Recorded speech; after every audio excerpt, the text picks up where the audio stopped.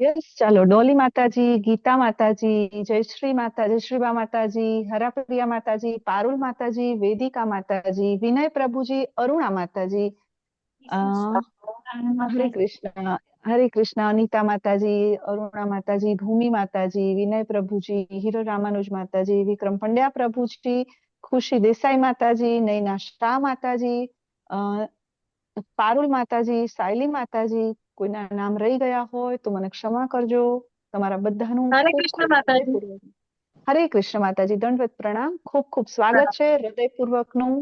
હરે કૃષ્ણ. મનીષા માતાજી, હરે કૃષ્ણ. હરે કૃષ્ણ. દંડવત પ્રણામ, દંડવત પ્રણામ. હરે કૃષ્ણ, હરે કૃષ્ણ. ખૂબ ખૂબ હૃદયપૂર્વકનું સ્વાગત છે શ્રી રાધા ગોવિંદ ટેમ્પલ ઇસ્કોન બેંગલુરુ કુલાઈ તરફથી ચાલતા આપણા ભગવદ્ ગીતા બેઝિક કોર્સ 18 દિવસમાં 18 અધ્યાય. આપણી આ જર્ની આજે 17મા અધ્યાય સુધી આવી ગઈ છે. બધાને આશા રાખું છું કે આપણે આ જર્ની ભગવત ધામ ગોલોક વૃંદાવન ધામ સુધી બની રહે. બરાબર છે. બધા જ મારા વાલા વૈષ્ણવ ભગવત વૃંદાવન આપણે ગોલોક વૃંદાવન ધામમાં સાથે મળીને જઈએ અને ત્યાં પણ આપણે ભગવાનની શાશ્વત ભક્તિ કરીએ, ખૂબ સેવા કરીએ, ભગવાનના નામની ચર્ચા કરીને તત્વતઃ જાણ્યું હશે તો જ આપણે જઈશું. ચાલો, મંગલાચરણથી સરસ મજાના શ્રી રાધા ગોવિંદજી આપણી સામે બિરાજમાન છે. ઇસ્કોન બેંગલુરુ કુલાઈના જે આપણા રાધા ગોવિંદજી છે, સાક્ષીમાં છે, એમના ચરણ કમળમાં શ્રીલ પ્રભુપાદના ચરણોમાં સુંદર મજાના મંગલાચરણ સાથે આપણે આજના અધ્યાય તરફ આગળ વધીએ.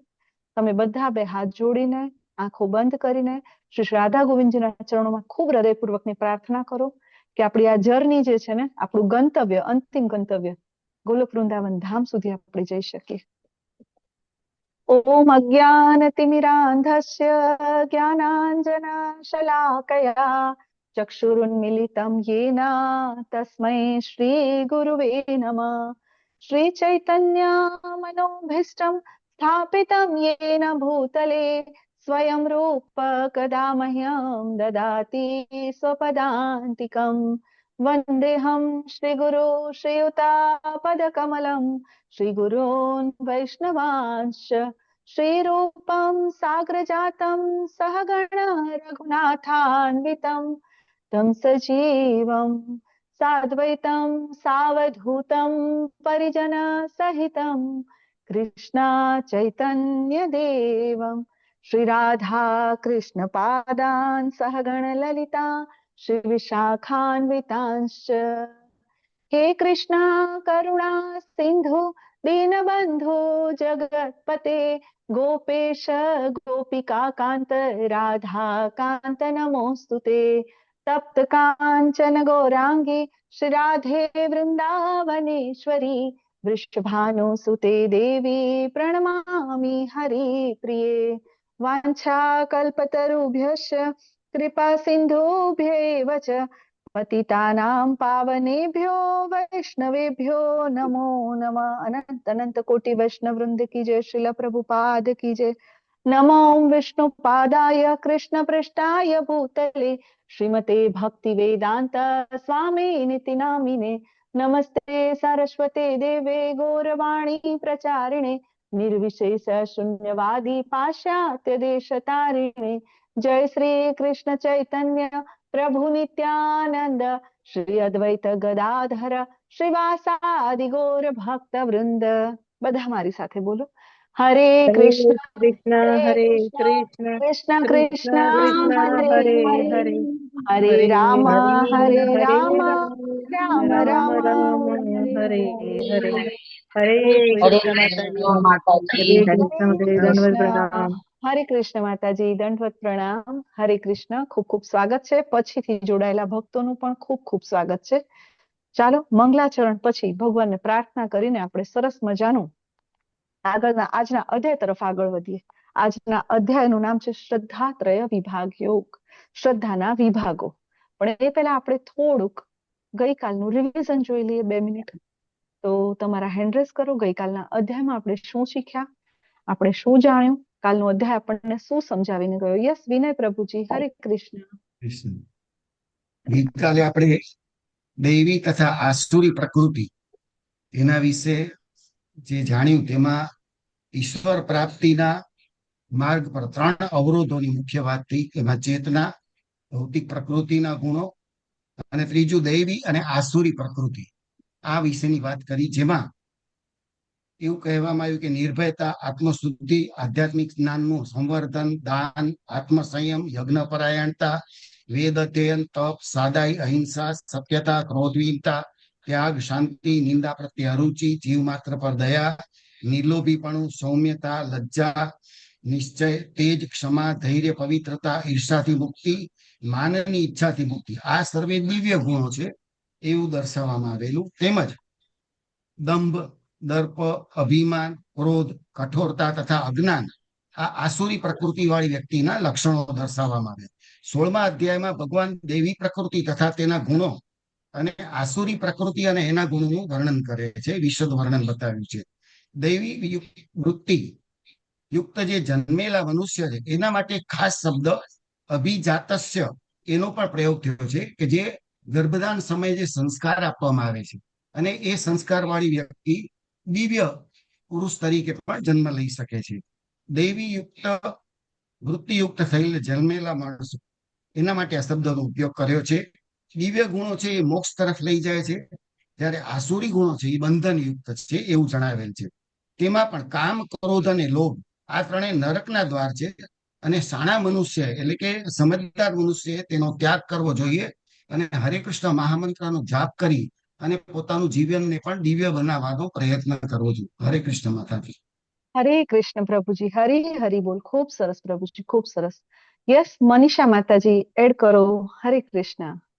યસ હરે માતાજી. કૃષ્ણ માતાજી, દંડવત હરે પ્રણામ. કૃષ્ણ માતાજી, દંડવત પ્રણામ માતાજી. કાલે આપણે 16ના અધ્યાયમાં જોયું કે મનુષ્ય શાસ્ત્રોના નિયમો પરથી સમજવું જોઈએ કે તેનું કર્તવ્ય શું છે, શું કર્તવ્ય નથી. જે મનુષ્ય ભગવદ્ ગીતા દ્વારા કૃષ્ણને જાણી લે તથા ભક્તિયુક્ત સેવામાં પરવાઈને કૃષ્ણ ભાવનામાં સ્થિર થઈ જાય તો વૈદિક સાહિત્યમાંથી પ્રાપ્ત જ્ઞાનની સર્વોચ્ચ સિદ્ધિ સુધી પહોંચી જાય છે. હરે કૃષ્ણ. હરે કૃષ્ણ. હરી હરી બોલ. ખૂબ ખૂબ સરસ. ધન્યવાદ માતાજી, વિનય પ્રભુજી અને મનીષા માતાજી. ખૂબ ખૂબ સરસ. જો આપણે જે અધ્યાય ભણી રહ્યા છે ને બધા જ અધ્યાયનું કનેક્શન છે. આપણે આવતીકાલે જયારે અંતિમ અધ્યાય તરફ જઈશું ત્યારે ફરીથી એકવાર ફ્લેશબેકમાં જઈને બધું સમજી લઈશું. આજનો જે અધ્યાય છે એ આપણને શું સમજાવશે ને એનું કનેક્શન ગઈકાલના અધ્યાય સાથે શું હતું. તો જયારે ભક્તિ બતાવી ભગવાને કે મને પ્રાપ્ત કરવું પડશે, રાઈટ, તો ભગવાન કહે છે કે અનન્ય ભક્તિ દ્વારા તમે મને પ્રાપ્ત કરી શકશો. કેવી ભક્તિ કરી? તો કે અનન્ય ભક્તિ. અચ્છા, તો આ અનન્ય ભક્તિ જે છે એમાં આવતા અવરોધો, જેમ વિનય પ્રભુજીએ કીધું ને કે ભાઈ પહેલો 13મો અધ્યાય તો ભાઈ ચેતના, આપણી કોન્શિયસનેસ શેમાં છે, આ પહેલો અવરોધ. બીજો અવરોધ પ્રકૃતિના 3 ગુણો. ભાઈ આપણે સિલેક્શન કરીએ છીએ પ્રકૃતિના ગુણોનું, એટલે આપણે અહીંયા ને અહીંયા ફર્યા કરીએ છીએ. 15મા અધ્યાયમાં ભગવાને એ સમજાવ્યું કે ભાઈ આમાંથી કેવી રીતે તમે બહાર નીકળી શકશો. આ ઝાડને સૂકવી નાખો, તમે જે ઈચ્છા કરો છો, તમારી ચેતના જે બીજે લાગેલી છે, તમે 3 ગુણોનું સિલેક્શન કરો છો, તમારી ઇન્દ્રિય સંયમ દ્વારા તમે એને સૂકવી નાખો. તો આ ઝાડમાંથી તમે જલ્દી તેને વિરક્તિના વૃક્ષને, જે વિરક્તિના શસ્ત્ર વડે આ વૃક્ષને, ઊંધા વૃક્ષને કાપી નાખો અને ભગવત પ્રાપ્તિ કરી શકો છો તમે. કારણ કે ભગવાને પૂર્ણ પુરુષોત્તમ પરમેશ્વર છે એ સ્થાપિત કરી દીધું 15મા અધ્યાયમાં. વળી પાછું ભગવાન આપણને આપી રહ્યા છે દેવી અને આસુરી ગુણો 16મા અધ્યાયમાં. ભગવાન કહે છે કે કેવા ગુણો તમે ભગવત પ્રાપ્તિ તો કરી લેશો, ચલો તમને સમજાઈ ગયું. કેવા ગુણો વિકસાવશો તો તમે ઉપરની તરફ, અને કેવા ગુણો વિકસાવશો તો તમે નીચેની તરફ. કેવા પ્રકાર? ભગવાન 2 જ પ્રકાર સમજે છે, આસુરી અને દૈવી. તો દૈવી ગુણો ભગવાને આપણને આપ્યા અને ભગવાન આપણને સમજાવવા માંગે છે કે જો આ ગુણો તમે તમારા હૃદયમાં પ્રગટ કરશો તો એ ગુણો દ્વારા તમે ભગવત પ્રાપ્તિ કરી શકશો. પરંતુ તમારી અંદર રહેલા કેટલાક જે આસુરી ગુણો, દંભ છે, દર્પ છે, અભિમાન છે, કઠોરતા છે, આ બધા જે આસુરી ગુણો છે એના દ્વારા તમે અધોગતિ કરશો અથવા તો નીચેના લોકમાં ગતિ કરશો. અચ્છા, તો આ બધા ગુણોને કેવી રીતે, જે દૈવી ગુણોને વિકસાવવા કેવી રીતે અને આસુરી ગુણોને દૂર કેવી રીતે કરવા? તો ભગવાન એના માટેનું શસ્ત્ર આપણને આપ્યું. કયું? સાધના, સેવા અને સત્સંગ. આ 3 વસ્તુ વડે ઓટોમેટિક જ આપણા હૃદયની અંદર દૈવી ગુણો પ્રગટ થશે અને આસુરી ગુણો દૂર થશે. બરાબર, ભગવાન આપણને આ વસ્તુ સમજાવી દીધી. જો 14મો અધ્યાય ભગવાન 3 ગુણો સમજાવ્યા છે, પણ આપણે એ ગુણોને સમજી લેવાના છે, એમાં ઉતરવાનું થતું નથી. ભગવાન આપણને કાલે દૈવી અને આસુરી પ્રકૃતિ સમજાવી દીધી, આપણે સમજી લેવાની છે. પણ આપણે એ સમજીને આપણે એમાં મુખ્ય તાત્પર્ય શું સમજવાનું છે કે ભાઈ મારા માટે શું છે, તો મારે સાધના, સેવા અને સત્સંગ આ વસ્તુ. બુદ્ધિશાળી વ્યક્તિ એ છે જે દરેક આપણે જયારે કોઈ રિસેપ્શનમાં કે કોઈ પ્રસંગમાં જઈએ ને ત્યાં મોટા મોટા અલગ અલગ સ્ટોલ લાગ્યા હોય, કાઉન્ટર લાગ્યા હોય, તો આપણને ખબર હોય ને કે આપણને શું જોઈએ છે. આપણે બધી વસ્તુ એ લેવા નહીં જઈએ. આપણને ખબર છે કે મારે દરેક જગ્યાએથી મારે આટલી આટલી આટલી વસ્તુ ખાવી છે. એ જ રીતે આપણે અહીંયા પણ ભગવાન આપણને બધું જ્ઞાન આપી રહ્યા છે, જેથી કરીને કોઈ મહંત આગળ આવીને કોઈ મોટો એવો મહાન વિભૂતિ હોય કે ભાઈ ભગવાન તમારા કૃષ્ણ ભગવાન નથી ને એમણે ભગવદ્ ગીતામાં આ વસ્તુ નથી આપી, એવું ન કે. આપણે એમાંથી શું પકડવાનું છે? આપણે પકડવાનું એટલું જ થાય છે કે આપણે શું કરવાનું છે? સાધના, સેવા અને સાધુ સંગ દ્વારા. હવે આજનું જે છે શ્રદ્ધાના વિભાગો, તો ભાઈ આજનો જે અધ્યાય છે ને બહુ પ્રેક્ટિકલ ચેપ્ટર છે. ભગવાન આજના અધ્યાયની અંદર શું સમજાવે છે કે તમે જે કંઈ કાર્ય કરો છો એ જેવા તમે આ પૃથ્વી લોક, આ ભૌતિક જગતમાં આવ્યા, ભૌતિક જગતમાં જેવા આવો છો એટલે પ્રકૃતિના 3 ગુણોનો કાયદો તમારા પર લાગી જાય છે. અમેરિકામાં જેવા આપણે ઉતરીએ, ઓસ્ટ્રેલિયામાં જેવા ઉતરીએ એટલે ત્યાંના કાયદા લાગુ પડી જાય. ભલે અહીંયા પાનની પિચકારી મારતા હોઈએ પણ અમેરિકામાં જેને કરાય નહીં, આવી બધાને ખબર હોય, રાઈટ? તો જેવા ભૌતિક જગતમાં આવીએ છીએ ને એટલે આપણા ઉપર આ 3 ગુણોના કાયદા લાગી જાય છે. આપણે એ 3 ગુણોમાંથી કોઈ પણ એક ગુણનું સિલેક્શન કરી જ લઈએ છીએ ઓટોમેટિકલી, બરાબર? એમાં શીખવાડવું પડતું નથી. કૂતરાની યોની પ્રાપ્ત થાય તો કૂતરાને એવું શીખવાડવું ના પડે કે ભાઈ ગયા જન્મમાં તું મનુષ્ય હતો તો માણસની જેમ નહીં ચાલે, કૂતરાની જેમ જ ચાલશે. કેમ? ભૌતિક ગુણોનો પ્રભાવ છે, એ આવી જશે, રાઈટ? તો આજે ભગવાન આપણને જે સમજાવી રહ્યા છે બહુ મહત્વનું, બહુ જ મહત્વનો પોઈન્ટ આપણને ભગવાન આજે સમજાવશે. આજે આપણે 5 વિષયોની ચર્ચા કરવાના છીએ. કયા 5 વિષયોની ચર્ચા થશે? તો ભાઈ અર્જુન પૂછે છે ભગવાનને, બરાબર, કે ભાઈ 3 ગુણોમાંથી આપણે કેવા ગુણમાં કાર્ય કરવા જોઈએ ને કયા કાર્યો કરવા જોઈએ? તો ભગવાન 3 વસ્તુ સમજાવે છે. ભાઈ શ્રદ્ધા, પહેલો વિષય છે શ્રદ્ધા, બીજો વિષય છે અન્ન, ત્રીજો વિષય છે યજ્ઞ, ચોથો વિષય છે તપ અને 5મો વિષય છે દાન. આ 5 વિષયોની આજે આપણે ચર્ચા કરવાની છે. શ્રદ્ધા કેવી હોવી જોઈએ? કઈ શ્રદ્ધા સતોગુણી છે, કઈ શ્રદ્ધા રજોગુણી છે, કઈ શ્રદ્ધા તમોગુણી છે? અન્ન, તો કેવું અન્ન સત્વગુણી કહેવાય, કેવું અન્ન રજોગુણી કહેવાય, કેવું અન્ન તમોગુણી કહેવાય? યજ્ઞ, કેવો યજ્ઞ સતોગુણી છે, રજોગુણી છે કે તમોગુણી છે? કેવી તપસ્યા સતોગુણી છે, રજોગુણી છે, તમોગુણી છે? અને કેવું દાન, તમારું સતોગુણી દાન કોને કહેવાય, રજોગુણી દાન કોને કહેવાય અને તમોગુણી દાન કહેવાય? ભગવાન આ બધી વસ્તુ આપણને કહે છે. આપણી શ્રદ્ધા ક્યાં સ્થિર છે, આપણી જે ચેતના છે એ શેના ઉપર ફિક્સ કરવી, ભગવાન આજે આપણને એ સમજાવી રહ્યા છે. અર્જુનજી એટલા માટે પૂછી રહ્યા છે કે અર્જુનજીને ખબર હતી, અર્જુનજી જાણતા હતા કે ભવિષ્યમાં શું થશે. ભવિષ્યના કળિયુગના મનુષ્ય, ખબર છે આપણા કળિયુગના મનુષ્યની સૌથી મોટી ખાસિયત શું છે? આપણા કળિયુગના મનુષ્યની સૌથી મોટી ખાસિયત એ છે કે આપણે ગમે તે મનુષ્યને ભગવાન બનાવી દઈએ છીએ અને જે સાચે ભગવાન છે એને આપણે મનુષ્ય માની લઈએ છીએ. આ આપણી સૌથી મોટી ભૂલ છે. એટલે તો ઘણા લોકો કહે ને, કોણે કીધું ભગવાન કૃષ્ણ ભગવાન છે? મનુષ્ય હતા, અવતારી મનુષ્ય હતા, પણ મનુષ્ય જ હતા, સામાન્ય મનુષ્ય. અને ગમે તેવો 2 હાથવાળો હાલતો ચાલતો આપણા જેવો માણસ હોય ને એને આપણે ભગવાન બનાવી દઈએ. આ તો ભગવાન છે. આપણી સૌથી મોટી મૂર્ખતા એ છે. યસ વિનય પ્રભુજી, તમારો હેન્ડ રેઝ પહેલાનો છે ને? ઓકે. તો અર્જુનજી આ વસ્તુ જાણતા હતા, અર્જુનજીને ખબર હતી કે આ બધી વસ્તુ થશે. તો આજનો આ અધ્યાય જે છે એ આત્મનિરીક્ષણનો અધ્યાય છે.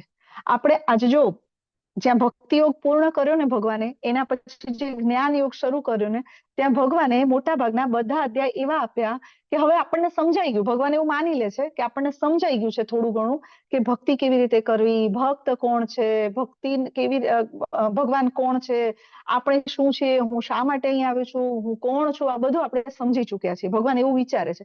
એટલા માટે ભગવાને જ્ઞાન યોગ આપ્યો કે હવે આપણે જ્ઞાન દ્વારા આપણી જાતને એમાં self identification, self assessment, observation કરીએ કે હું હવે શું કરી રહ્યો છું. એટલા માટે આપણને ભગવાન આ બધા જ્ઞાન યોગ આપે છે કે હું કયા ગુણમાં છું, હું કઈ વૃત્તિમાં છું, હું કયા પ્રકારમાં છું, મારી શ્રદ્ધા કેવી છે, હું જે ખાઉં છું એ કેવું છે. આપણું ડે ટુ ડે ઓબ્ઝર્વેશન. આજનો જે અધ્યાય છે ને, આપણી જે રૂટીન ડેલી એક્ટિવિટી, આપણે રોજ શું કરીએ છીએ એમાં આપણે આઈડેન્ટિફાઈ કરવાનું કે હું જે ખાઉં છું એ તમોગુણી તો નથી ને? અચ્છા, હું જે દાન કરું છું એ રજોગુણ કે તમોગુણમાં તો નથી ને? અચ્છા, મારા દાનમાં હજી શું ઇમ્પ્રુવ કરી શકાય? આ ડે ટુ ડે એક્ટિવિટીનું ઓબ્ઝર્વેશન છે. તો ભગવાન અહીંયા આગળ આપણને આ અધ્યાય સૌથી પહેલા શીખવે છે કે આપણી જે શ્રદ્ધા છે, આપણા જે તપ છે, આપણું જે દાન છે, આ બધું જ શાસ્ત્ર પ્રમાણેનું છે. આ આપણે અહીંયાથી આઈડેન્ટિફાઈ કરવાનું છે. શાસ્ત્ર એટલે શું? ભગવાને જે કહ્યું એ શાસ્ત્ર, હે ને? ધર્મ તો સાક્ષાત ભગવત પ્રણીત. ભગવાન જે કે છે એ ધર્મ છે, અને આપણું જે કોઈ પણ વૃત્તિ, આપણી કોઈ પણ પ્રવૃત્તિ, આપણું કોઈ પણ કાર્ય એ ભગવાન કે છે એ પ્રમાણે છે કે નહીં, એ આપણને આઈડેન્ટિફાઈ કરવા માટે ભગવાને આપણને આ અધ્યાય આપ્યું છે. એટલા માટે ભગવદ્ ગીતાને બધા જ વેદોનો સાર કહ્યો છે. તમે ભગવદ્ ગીતા વાંચી લો તો તમે બીજા વેદો કદાચ નથી વંચાયા ને, સમજી લો, ભગવદ્ ગીતાને જીવનમાં ઉતારી લઈએ ને આપણે, તો બીજા વેદો એક સમય માટે નથી વંચાતા તોય બહુ તકલીફ નહીં પડે. આપણને એનો સાર ખબર પડી ગઈ, નિચોડ ખબર પડી ગઈ કે વેદો આપણને શું કે છે. રાઈટ. તો આજના સૌથી પહેલો ભગવાન અર્જુનજીના ક્વેશ્ચન થી આજના અધ્યાયની શરૂઆત થાય છે. અર્જુન ઉવાચ યે શાસ્ત્ર વિધિ મુત્સર્જ્ય યજન્તે શ્રદ્ધયાન્વિતાઃ તેષાં નિષ્ઠા તુ કા કૃષ્ણ સત્વમાહો રજસ્તમઃ. અર્જુનજી પૂછે છે, યે શાસ્ત્ર વિધિ મુત્સર્જ્ય એટલે કે જે શાસ્ત્રના નિયમો પ્રમાણે પાલન કરીને નહીં, અથવા તો શાસ્ત્રોને અવગણીને, યજન્તે શ્રદ્ધયાન્વિતા શ્રદ્ધાપૂર્વક પણ કરવામાં આવતી જે શ્રદ્ધા છે, પણ કેવી? શાસ્ત્રોને અવગણીને, શાસ્ત્રો મુજબની નહીં, એવી જે શ્રદ્ધા છે, તેષાં નિષ્ઠા તુકા કૃષ્ણ. તો એ જે શ્રદ્ધા છે, હે કૃષ્ણ, તો આ પ્રકારની શ્રદ્ધા છે એ કયા પ્રકારની હોય? આપણે જોઈએ છે ને, આપણે જોઈએ છીએ કે અત્યારે ભારત દેશની અંદર શ્રદ્ધાને ક્યાંય લેવા જવી પડતી નથી. શ્રદ્ધા એટલે આસ્થા, હે ને? બધા જ મનુષ્યની આસ્થા ક્યાંક ને ક્યાંક છે. કોઈની પથ્થરમાં, કોઈની ઝાડમાં, કોઈની ગુફામાં, કોઈની તોરણમાં, કોઈને માતામાં, કોઈને પેલી પેલી શ્રદ્ધા છે. ક્યાંક ને ક્યાંક શ્રદ્ધા તો છે જ. બરાબર. આપણે બધા જાણીએ છીએ. અર્જુનજી પૂછે છે કેવી? સત્વમાં હો રજસ્તમ. એ સત્વગુણી કહેવાય, રજોગુણી કહેવાય કે તમોગુણી કહેવાય? શાસ્ત્ર પ્રમાણેની શ્રદ્ધા નથી તો એ શ્રદ્ધાને કેવી શ્રદ્ધા કહેવાય? આવું અર્જુનજી પ્રશ્ન પૂછે છે ભગવાનને. બરાબર. તો આપણે બધા આગળ જોઈ ગયા, સત્વગુણ, રજસગુણ અને તમોગુણ. આ બધા કેવું છે આપણે ભણી ગયા ને. રજોગુણી વ્યક્તિની ગતિ શું હોય, સત્વગુણી વ્યક્તિની ગતિ ક્યાં હોય, અને તમોગુણી વ્યક્તિની ગતિ ક્યાં હોય, આપણે આ જોઈ લીધું. બરાબર. સત્વગુણ કેવી સાંકળ છે? સોનાની. તમોગુણ કેવી સાંકળ છે? ચાંદીની. સોરી, લોખંડની. રજોગુણ કેવી સાંકળ છે? ચાંદીની. હવે હું પૂછું, ધારો કે પારુલ માતાજી, તમને કેવી સાંકળથી બાંધીએ તો ગમશે? કેવી સાંકળથી? તમે તમારી ચોઈસ, તમને જે સાંકળ ગમે ને એ સાંકળ તમારે બાંધવા માટે. ચાલો, કેવી સાંકળથી બંધાવશે? માતાજી, એવું છે કે દરેકને સારી વસ્તુ જોઈતી હોય છે. સોનાની સાંકળ દરેકમાં આવી જાય, પણ જરૂરી તો છે ને. હા, આને કહેવાય ગોટાળો. આ છે ભાઈ, આપણું ફોકસ સોનું, ચાંદી અને લોખંડ પર છે. આપણું ફોકસ ક્યાં છે? સોનું, ચાંદી, લોખંડ. આપણી ભૌતિકતા જતી નથી. આપણે ફોકસ ક્યાં કરવાનું છે? બંધન પર. ભાઈ, સાંકળ સોનાની હશે પણ તોય તમે બંધાશો તો ખરા ને. બંધાવાના તો છો જ ને. આ મુખ્ય વસ્તુ સમજવાની છે. સાંકળ સોનાની હોય અને સોનાના પાંજરામાં તમને પૂર્યા હોય તો એ સોનાને તમે શું કરશો? તો સાંકળ છે. સતોગુણમાં કોઈ પણ કાર્ય કરો છો તો એ સોનાની સાંકળથી બાંધે છે. રજોગુણમાં કોઈ પણ કાર્ય કરો છો તો એ ચાંદીની સાંકળથી બાંધે છે. તમોગુણમાં કોઈ પણ કાર્ય કરો છો તો એ લોઢાની સાંકળથી બાંધે છે, પણ બાંધે છે. અને આપણે શું થવાનું છે? બંધનમાંથી મુક્ત થવાનું છે. આપણે થવાનું છે બંધનમાંથી મુક્ત. સોનું જોઈને અંજાઈ જવાનું નથી. આપણું ફોકસ હોવું જોઈએ બંધન, કે આપણે બંધાવાનું નથી. તો જ્યારે આપણે આમાં બંધાઈએ છીએ ને, એટલે શું થાય છે? બંધાઈએ એટલે શું થાય? ભાઈ, ચકડોળ ચાલુ થઈ જાય. જન્મ, મૃત્યુ, જરા, વ્યાધિ, ગોળ ગોળ ગોળ ફર્યા કરીએ આપણે. એટલા માટે આજનો જે અધ્યાય છે ને, આ કન્સેપ્ટ આપણો ક્લિયર હોવો જોઈએ કે ભાઈ બંધાવાનું નથી. સોનું બતાવે, ચાંદી બતાવે, ગમે તે બતાવે, આપણે બંધાવાનું નથી. આપણે મુક્ત થવાનું છે, મુક્તાત્મા થવાનું છે. આપણે ભગવત ધામ જવાનું છે. બંધાઈશું તો ભગવાન પાસે કેમ ના જઈશું? બંધાઈશું તો જવાના નથી. આ કન્સેપ્ટ ક્લિયર હશે તો આજનો અધ્યાય આપણને બહુ સરસ રીતે સમજાશે. ક્લિયર? તો આપણા મગજમાં પહેલી વસ્તુ આ. તો આજના જે 5 વિષયો, શ્રદ્ધા, અન્ન, યજ્ઞ, તપ અને દાન, આ 5 વિષયને આપણે આ 3 ગુણો સાથે જોવાના છે. કે ભાઈ, શ્રદ્ધા કેવી છે, યજ્ઞ કેવો છે, અન્ન કેવું છે, તપ કેવું છે, દાન કેવું છે. બરાબર. તો આપણે અધ્યાય 2 માં ભગવાને આ વસ્તુનો પાયો નાખી દીધો છે. જો આપણે ભૂલી ના જઈએ ને તો ભગવાને 2.45 નંબરનો શ્લોક તમે ભગવદ્ ગીતામાં જુઓ, ભગવાન ત્યારે જ કહી ગયા છે, ત્રૈગુણ્ય વિષયા વેદા નસ્ત્રૈગુણ્ય ભવાર્જુન. અર્જુનને કહે છે અર્જુન તારે 3 ગુણોથી ઉપર ઉઠી જવાનું છે. એટલે પારુલ માતાજી આપણે સોનાની સાંકળમાં જવાનું નથી, આપણે 3 ગુણોથી ઉપર ઉઠવાનું છે. અર્જુન માટે ભગવદ ગીતા નથી, ભગવાન અર્જુનને માધ્યમ બનાવીને ભગવદ ગીતા આપણને કહી રહ્યા છે. ભગવાને 2.45 કહી દીધું હતું કે ભાઈ 3 ગુણોથી ઉપર આવ, ઉભો થા, તારે આ 3 ગુણથી ઉપર ઉઠવાનું છે. બરાબર. એટલા માટે સત્વમાં પણ નહીં, રજસમાં પણ નહીં અને તમસમાં પણ નહીં, આપણે આ 3 ગુણોથી ઉપર ઉઠવાનું છે. શા માટે? ભાઈ સત્વ ગુણમાં હોઈએ તો શું વાંધો? સત્વગુણના લોકો દેવી દેવતાની પૂજા કરે, સારું સારું બોલે, સારું સારું જીવન જીવે, સીધું સાદું, કોઈને નડે નહીં, કોઈનું ખોટું ના કરે, બધું જ સાત્વિક હોય એમનું, બધું જ આહાર વિચાર વચાર બધું જ સાત્વિક હોય. પણ તોય આપણે શા માટે એનાથી ઉપર ઉઠવાનું કેમ કહ્યું ભગવાને? ચાલો મને કહો. મનીષા માતાજી, હરે કૃષ્ણ. હરે કૃષ્ણ.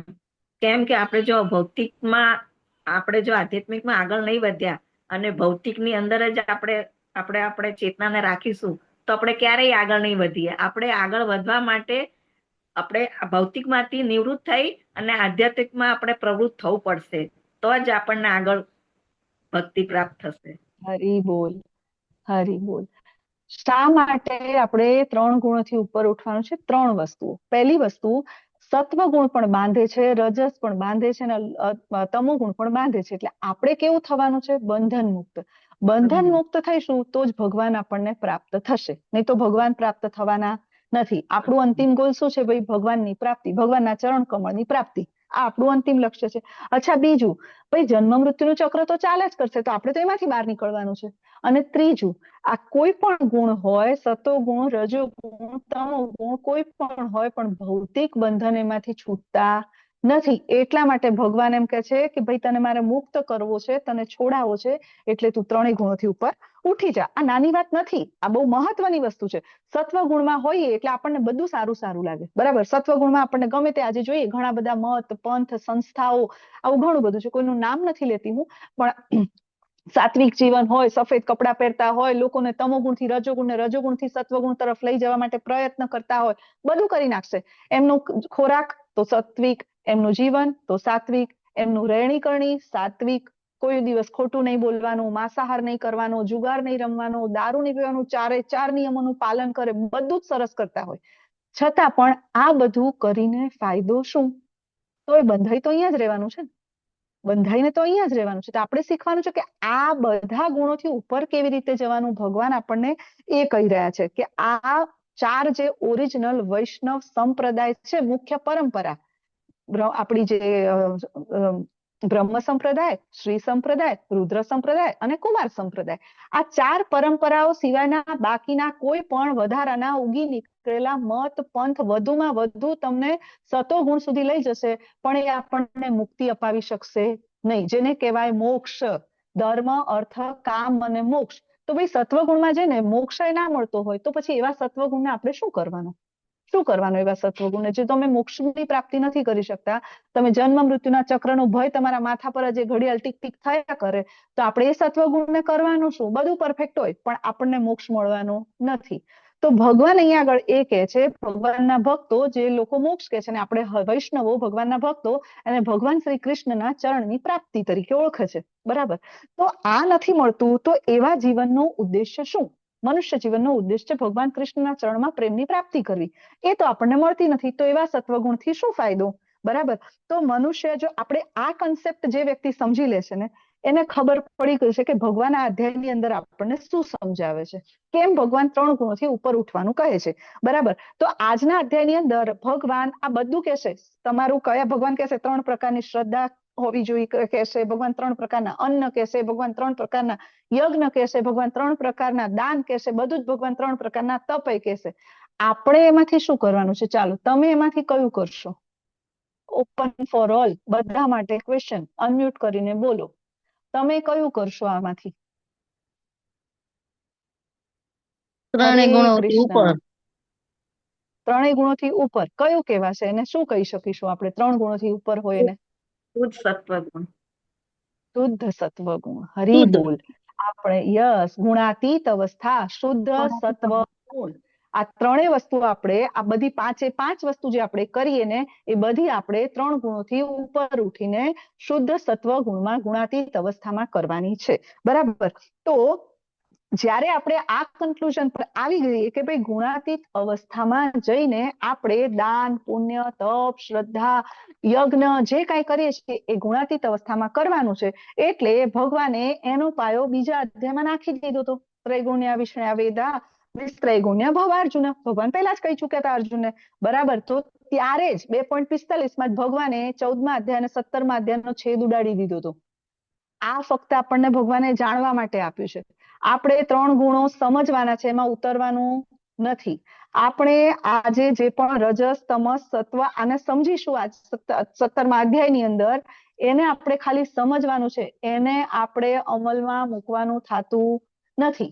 આપણે જવાનું છે શુદ્ધ સત્વ ગુણમાં. એટલે તમારે આજે મધમાખી બની જવાનું અને મધ આવે ને ત્યારે લઈ લેવાનું.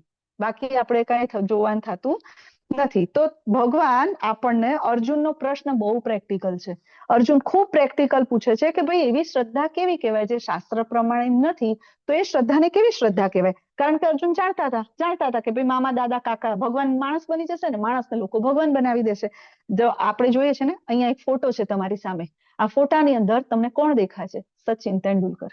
જુઓ, સચિન તેંડુલકરને ચતુર્ભુજ સ્વરૂપે બિરાજમાન કર્યા છે. આજુબાજુ ભગવાનના 10 અવતાર આપી દીધા છે. બધામાં સચિન તેંડુલકર છે. એમની પૂજા, આરતી, એમનું બધું જો થઈ રહ્યું છે. બરાબર. અને કેટલાક લોકો બેનર લઈને ઉભા છે જ્યાં એવું લખ્યું છે કે some things never change, cricket still our religion and Tendulkar still our god. મતલબ કેટલીક વસ્તુઓ ક્યારે બદલાતી નથી અને અમારી જે ક્રિકેટ છે ને અમારો ધર્મ છે ને તેંડુલકર અમારા ભગવાન છે. હવે એના પછી કેટલા ભગવાન આવી ગયા ખબર? ધોની આવી ગયા, એના પછી કોહલી આવી ગયા, અત્યારે કોઈ બીજા હશે. જો કે આપણો આ વિષય નથી, આપણને ખબર નથી, પણ આ હંમેશા અપડેટ થતું રહે. લોકોની શ્રદ્ધા, જનરેશન ક્યાં જઈ રહી છે જુઓ. લોકોને એ ખબર નથી કે ધર્મ શું છે, લોકોને એ નથી ખબર કે ભગવાન કોણ છે. બરાબર. આવું ને આવી બીજી સિચ્યુએશન બોલિવૂડના અભિનેતા બચ્ચન. મુંબઈમાં જઈને જુઓ, આ સાચું છે આ ખોટ, આ તમે સર્ચ કરજો ગૂગલ પર. ત્યાં બચ્ચનના મંદિરો બન્યા છે. બચ્ચનનું મંદિર છે, એમાં બચ્ચનની એક સ્ટેચ્યુ મૂકીને એની પૂજા થાય છે, એની આરતી કરવામાં આવે છે, એના ચપ્પલ ત્યાં મૂકવામાં આવે છે પાદુકાના રૂપમાં, એમના બૂટ. અને જો નીચે પેલું શું કહેવાય, સરસ મજાની સ્તુતિ એ છે પાછી, કૃપા કરો હર હર ભાઈ બચ્ચન સાઈ. જો કેવી મજાની સ્તુતિ લખી છે. ક્યાં છે લોકોની સાધના? આવા જયલલિતાના મંદિરો. આ તો છોડો, આવા રાવણના કેટલા મંદિરો તમને ખબર છે? તમે જાણતા હો તો શ્રીલંકામાં જઈને જુઓ. ઇન્ડિયામાં ક્યાંક ક્યાંક હશે રાવણના મંદિરો. રાવણના ભક્તો કઈ ઓછા નથી ભાઈ. રાવણ અમારા ભગવાન છે. કેમ? કારણ કે વૃત્તિ રાવણ જેવી છે ને. એને રામમાં ને કૃષ્ણમાં ક્યાંથી મન ચોટે? એની વૃત્તિ જ રાવણની છે. પછી રાવણનો જ આસુરી વૃત્તિ હોય તો પછી ભગવાન રામની ભક્તિ કરવી કેમ ગમે? બરાબર. તો આપણે એ સમજવાનું છે કે આ વૃત્તિ, હવે કો આપણા ઉપર 800 વર્ષ મુગલો રાજ્ય કર્યું, કઈ ખોટું કર્યું? આપણી શ્રદ્ધા ક્યાં છે? આપણો ધર્મ ક્યાં છે? આપણા ભગવાન કોણ છે? આપણને એ નથી ખબર. પછી મુગલો 800 વર્ષ આપણા પર રાજ કરે કે ના કરે? 200 300 વર્ષ અંગ્રેજોએ આપણા દેશમાં આવીને આપણને ગુલામ બનાવ્યા. વિચાર કરો, એક વેઢા જેવો દેશ, અને એ ત્યાંથી એ લોકો આવે છે, આપણી હત્યા કરે છે, આપણને ગુલામ બનાવે છે, આપણા દેશને લૂંટીને જાય છે. થાય જ ને ભાઈ. આપણને ખબર જ નથી. આપણે ભગવાનને પ્રેમ નથી કરતા, આપણને ખબર નથી ભગવાન કોણ છે, આપણી શ્રદ્ધા ક્યાં છે, આપણે કશું જાણતા નથી. આજે પણ એ થઈ રહ્યું છે. આજે પણ તમે જુઓ, સનાતન ધર્મના પક્ષે કોઈ કાયદો પસાર કરવાનો હોય તો એ કાયદામાં વિરોધી પાર્ટીમાં આપણા જ સનાતનીઓ બેઠા હોય. એમના વોટ આપણા સનાતન ધર્મને બચાવવા માટે જ્યારે કોઈ કાયદો પસાર થતો હોય તો વિરોધી પાર્ટીમાં જઈને વોટ આપનારા આપણા સનાતની હોય. એ જ બેઠા હોય. સૌથી પહેલો વિરોધ એમનો જ હોય. આજની ક્યાં વાત કરો છો? મહારાણા પ્રતાપને ઉઠાવી જોઈ લો, તમે શિવાજીને જોઈ લો, છત્રપતિ શિવાજીને જુઓ, સંભાજી મહારાજને જુઓ. પેલું આવ્યું હતું ને, કયું પિક્ચર હતું એમનું કંઈક હમણાં વચ્ચે, છાવા.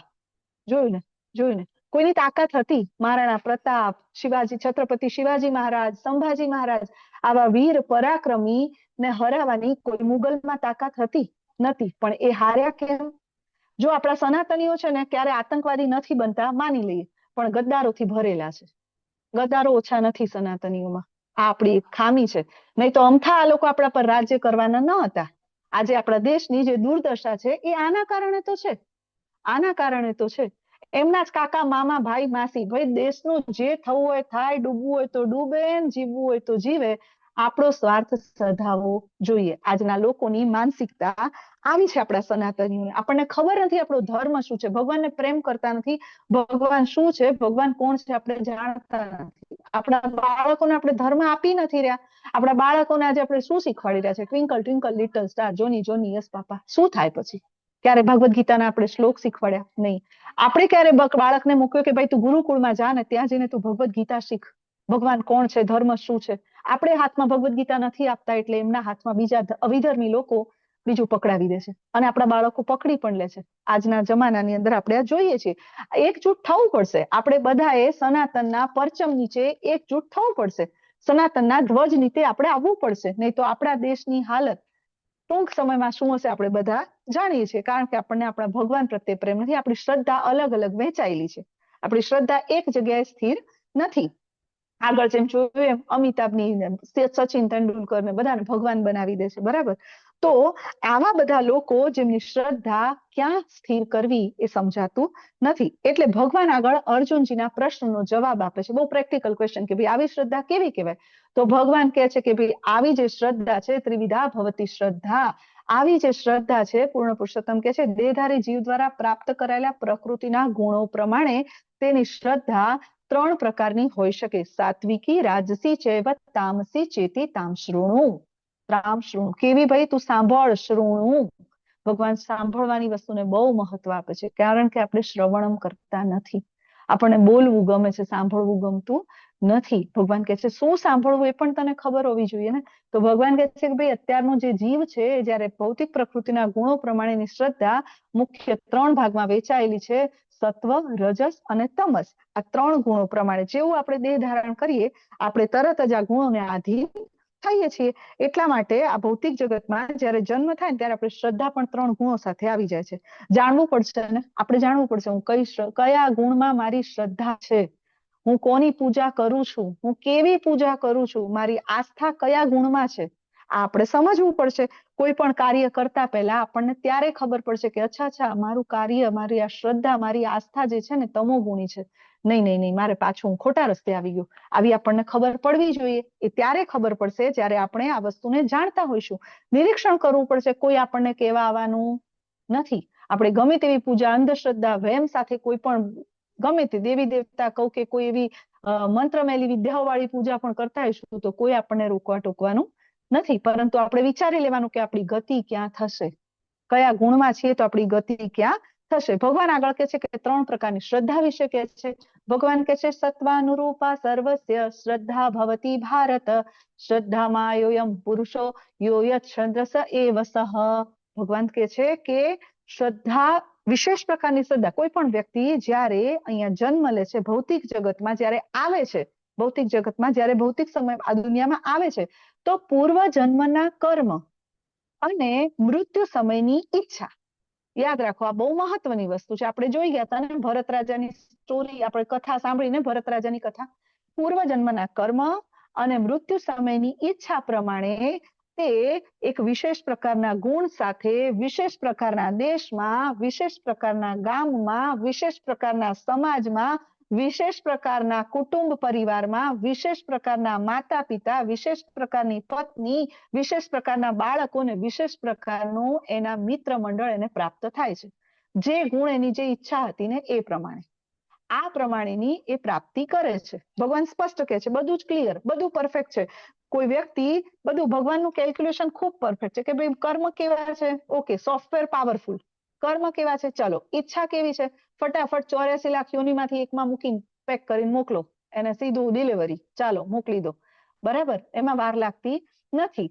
તો જ્યારે માની લો કે કોઈ બ્રાહ્મણનો દીકરો છે, એને સતત જ માંસાહાર કરવો ગમે છે, એને માંસાહાર સિવાય બીજું કાંઈ ખાવું નથી ગમતું, એની ચેતના પણ ટોટલી ભગવાન કૃષ્ણ અને રામનો વિરોધ, સનાતન ધર્મનો વિરોધ કરવો ગમે છે, અને આવી જ ચેતનામાં જો એનું મૃત્યુ થાય, આ જ ચેતનામાં, તો ભગવાન કહેશે તથાસ્તુ દીકરા, જા, તારી ઈચ્છા પૂર્ણ થાય. ભગવાન તરત જ માયાદેવીની વ્યવસ્થા કરશે અને બીજા જન્મમાં એનો જન્મ એવા કુટુંબમાં થશે જ્યાં ખુલ્લેઆમ ભગવાન રામ અને કૃષ્ણનો વિરોધ કરશે, જ્યાં ખુલ્લેઆમ માંસાહાર કરશે, ગંદકીમાં જીવશે અને કોઈ પણ ધર્મ કે અધર્મ વાળું જીવન એ અધર્મ વાળું જીવન જીવતો થઈ જશે. ધર્મ નામનો છાંટોય નહીં હોય, આધ્યાત્મિક જેવી વસ્તુ એને ખબર નહીં હોય. આવા કુટુંબમાં એને નાખી, આવા સમાજમાં, આવા પરિવારમાં, આવા ધર્મમાં એને નાખી દેશે, આવા મતપંથમાં. બરાબર. તો ભગવાન હંમેશા કે છે ને આપણને 8મા અધ્યાયમાં ભગવાને શું કીધું? યમ યમ વાપી સ્મરણ ભાવમ ત્યજત્યંતે કલેવરમ. ભાઈ જેવા જેવા ભાવ સાથે તું ઈચ્છા સાથે તારું મૃત્યુ થશે એ ભાવને તું પામી જઈશ. અને ભગવાન પાછા સાથે સાથે આપણને એ કહે છે યે યથામામ પ્રપદ્યન્તે. યે યથામામ પ્રપદ્યન્તે એટલે ભાઈ તું જેવી રીતે મારી સાથે રેસિપ્રોકેટ કરીશ, હું તારી ઈચ્છાને પૂર્ણ કરીશ. કોઈને ભક્ત બનવું છે, ભગવાન કહેશે તથાસ્તુ. કોઈને આતંકવાદી બનવું છે, ભગવાન કહેશે તથાસ્તુ. કોઈને લીડર બનવું છે, ભગવાન કહે છે તથાસ્તુ. ભગવાન તૈયાર છે, ભગવાન તમારી ઈચ્છાની પૂર્તિ કરવા માટે તૈયાર છે. ભગવાને આપણને આંશિક સ્વતંત્રતા આપી છે. આપણે ઈચ્છા કઈ કરવી એ આપણે વિચારી શકીએ.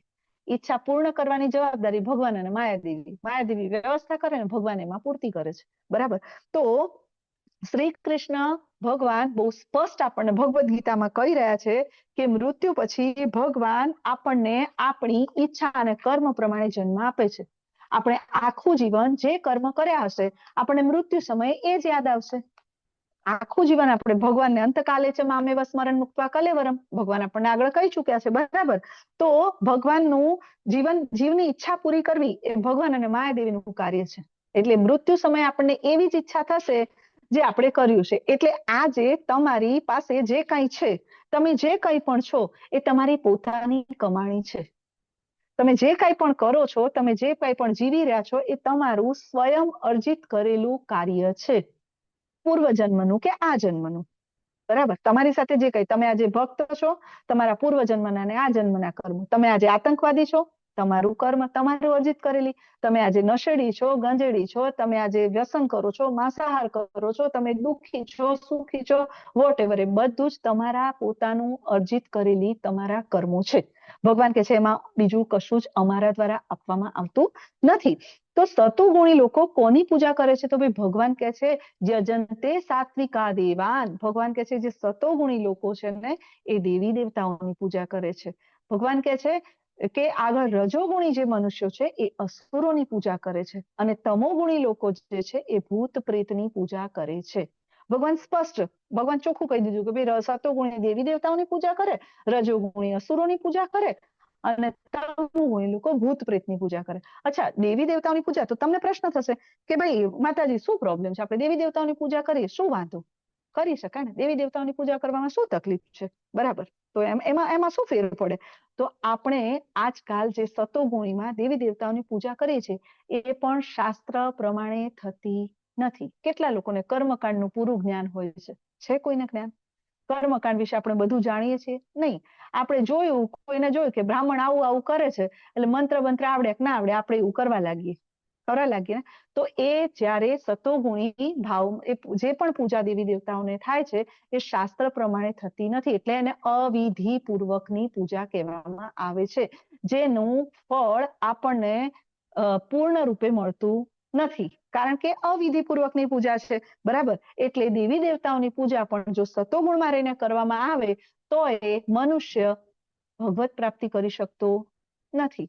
ભગવત પ્રાપ્તિ કરી શકતો નથી. 9મા અધ્યાયમાં 25મા શ્લોકમાં ભગવાને કીધું ને કે ભાઈ દેવી દેવતાઓની પૂજા કરશે એ દેવી દેવતાઓના લોકમાં જશે, અથવા એ યોનિમાં જન્મ લેશે. અસુરોની પૂજા કરશે એ ભૂત પ્રેતની પૂજા કરશે, એ પિતૃઓની પૂજા કરશે, પિતૃલોકમાં જશે. ભગવાન આ કહી રહ્યા છે. રજોગુણી અસુરોની, તો ભાઈ રજોગુણી લોકો અસુરોની પૂજા કેવી રીતે કરે? તો ભાઈ આપણે કાલે જોયું કે અસુરો કેવા હોય? મોટા મોટા દાંત, મોટી મોટી આંખો, માથા પર 2 શિંગડા, મોટા મોટા માથા. આવા અસુરો છે અત્યારે? નહીં ને. એનું પ્રોડક્શન તો બંધ કર્યું ભગવાને. અત્યારે અસુર કેવા હોય? ભાઈ ટીપ ટોપ ટાઈટ, લિપસ્ટિક લાલી, કમ્પ્લીટ મેકઅપ, ફૂલ મર્સિડીઝ ગાડીમાં ફરતા હોય. ખાલી એના ગુણ, કર્મ અને સ્વભાવ અસુરો જેવા હોય. આવા વ્યક્તિને જ્યારે કોઈ વ્યક્તિ ગુરુ માની લે, આવા વ્યક્તિને કે જેનામાં આધ્યાત્મિકતાનો છાંટો નથી, એ મીંડું છે ધર્મના નામે, એને કાંઈ ખબર નથી ભગવાન કોણ છે, ધર્મ શું છે, શાસ્ત્ર શું છે, એને કશી ખબર નથી.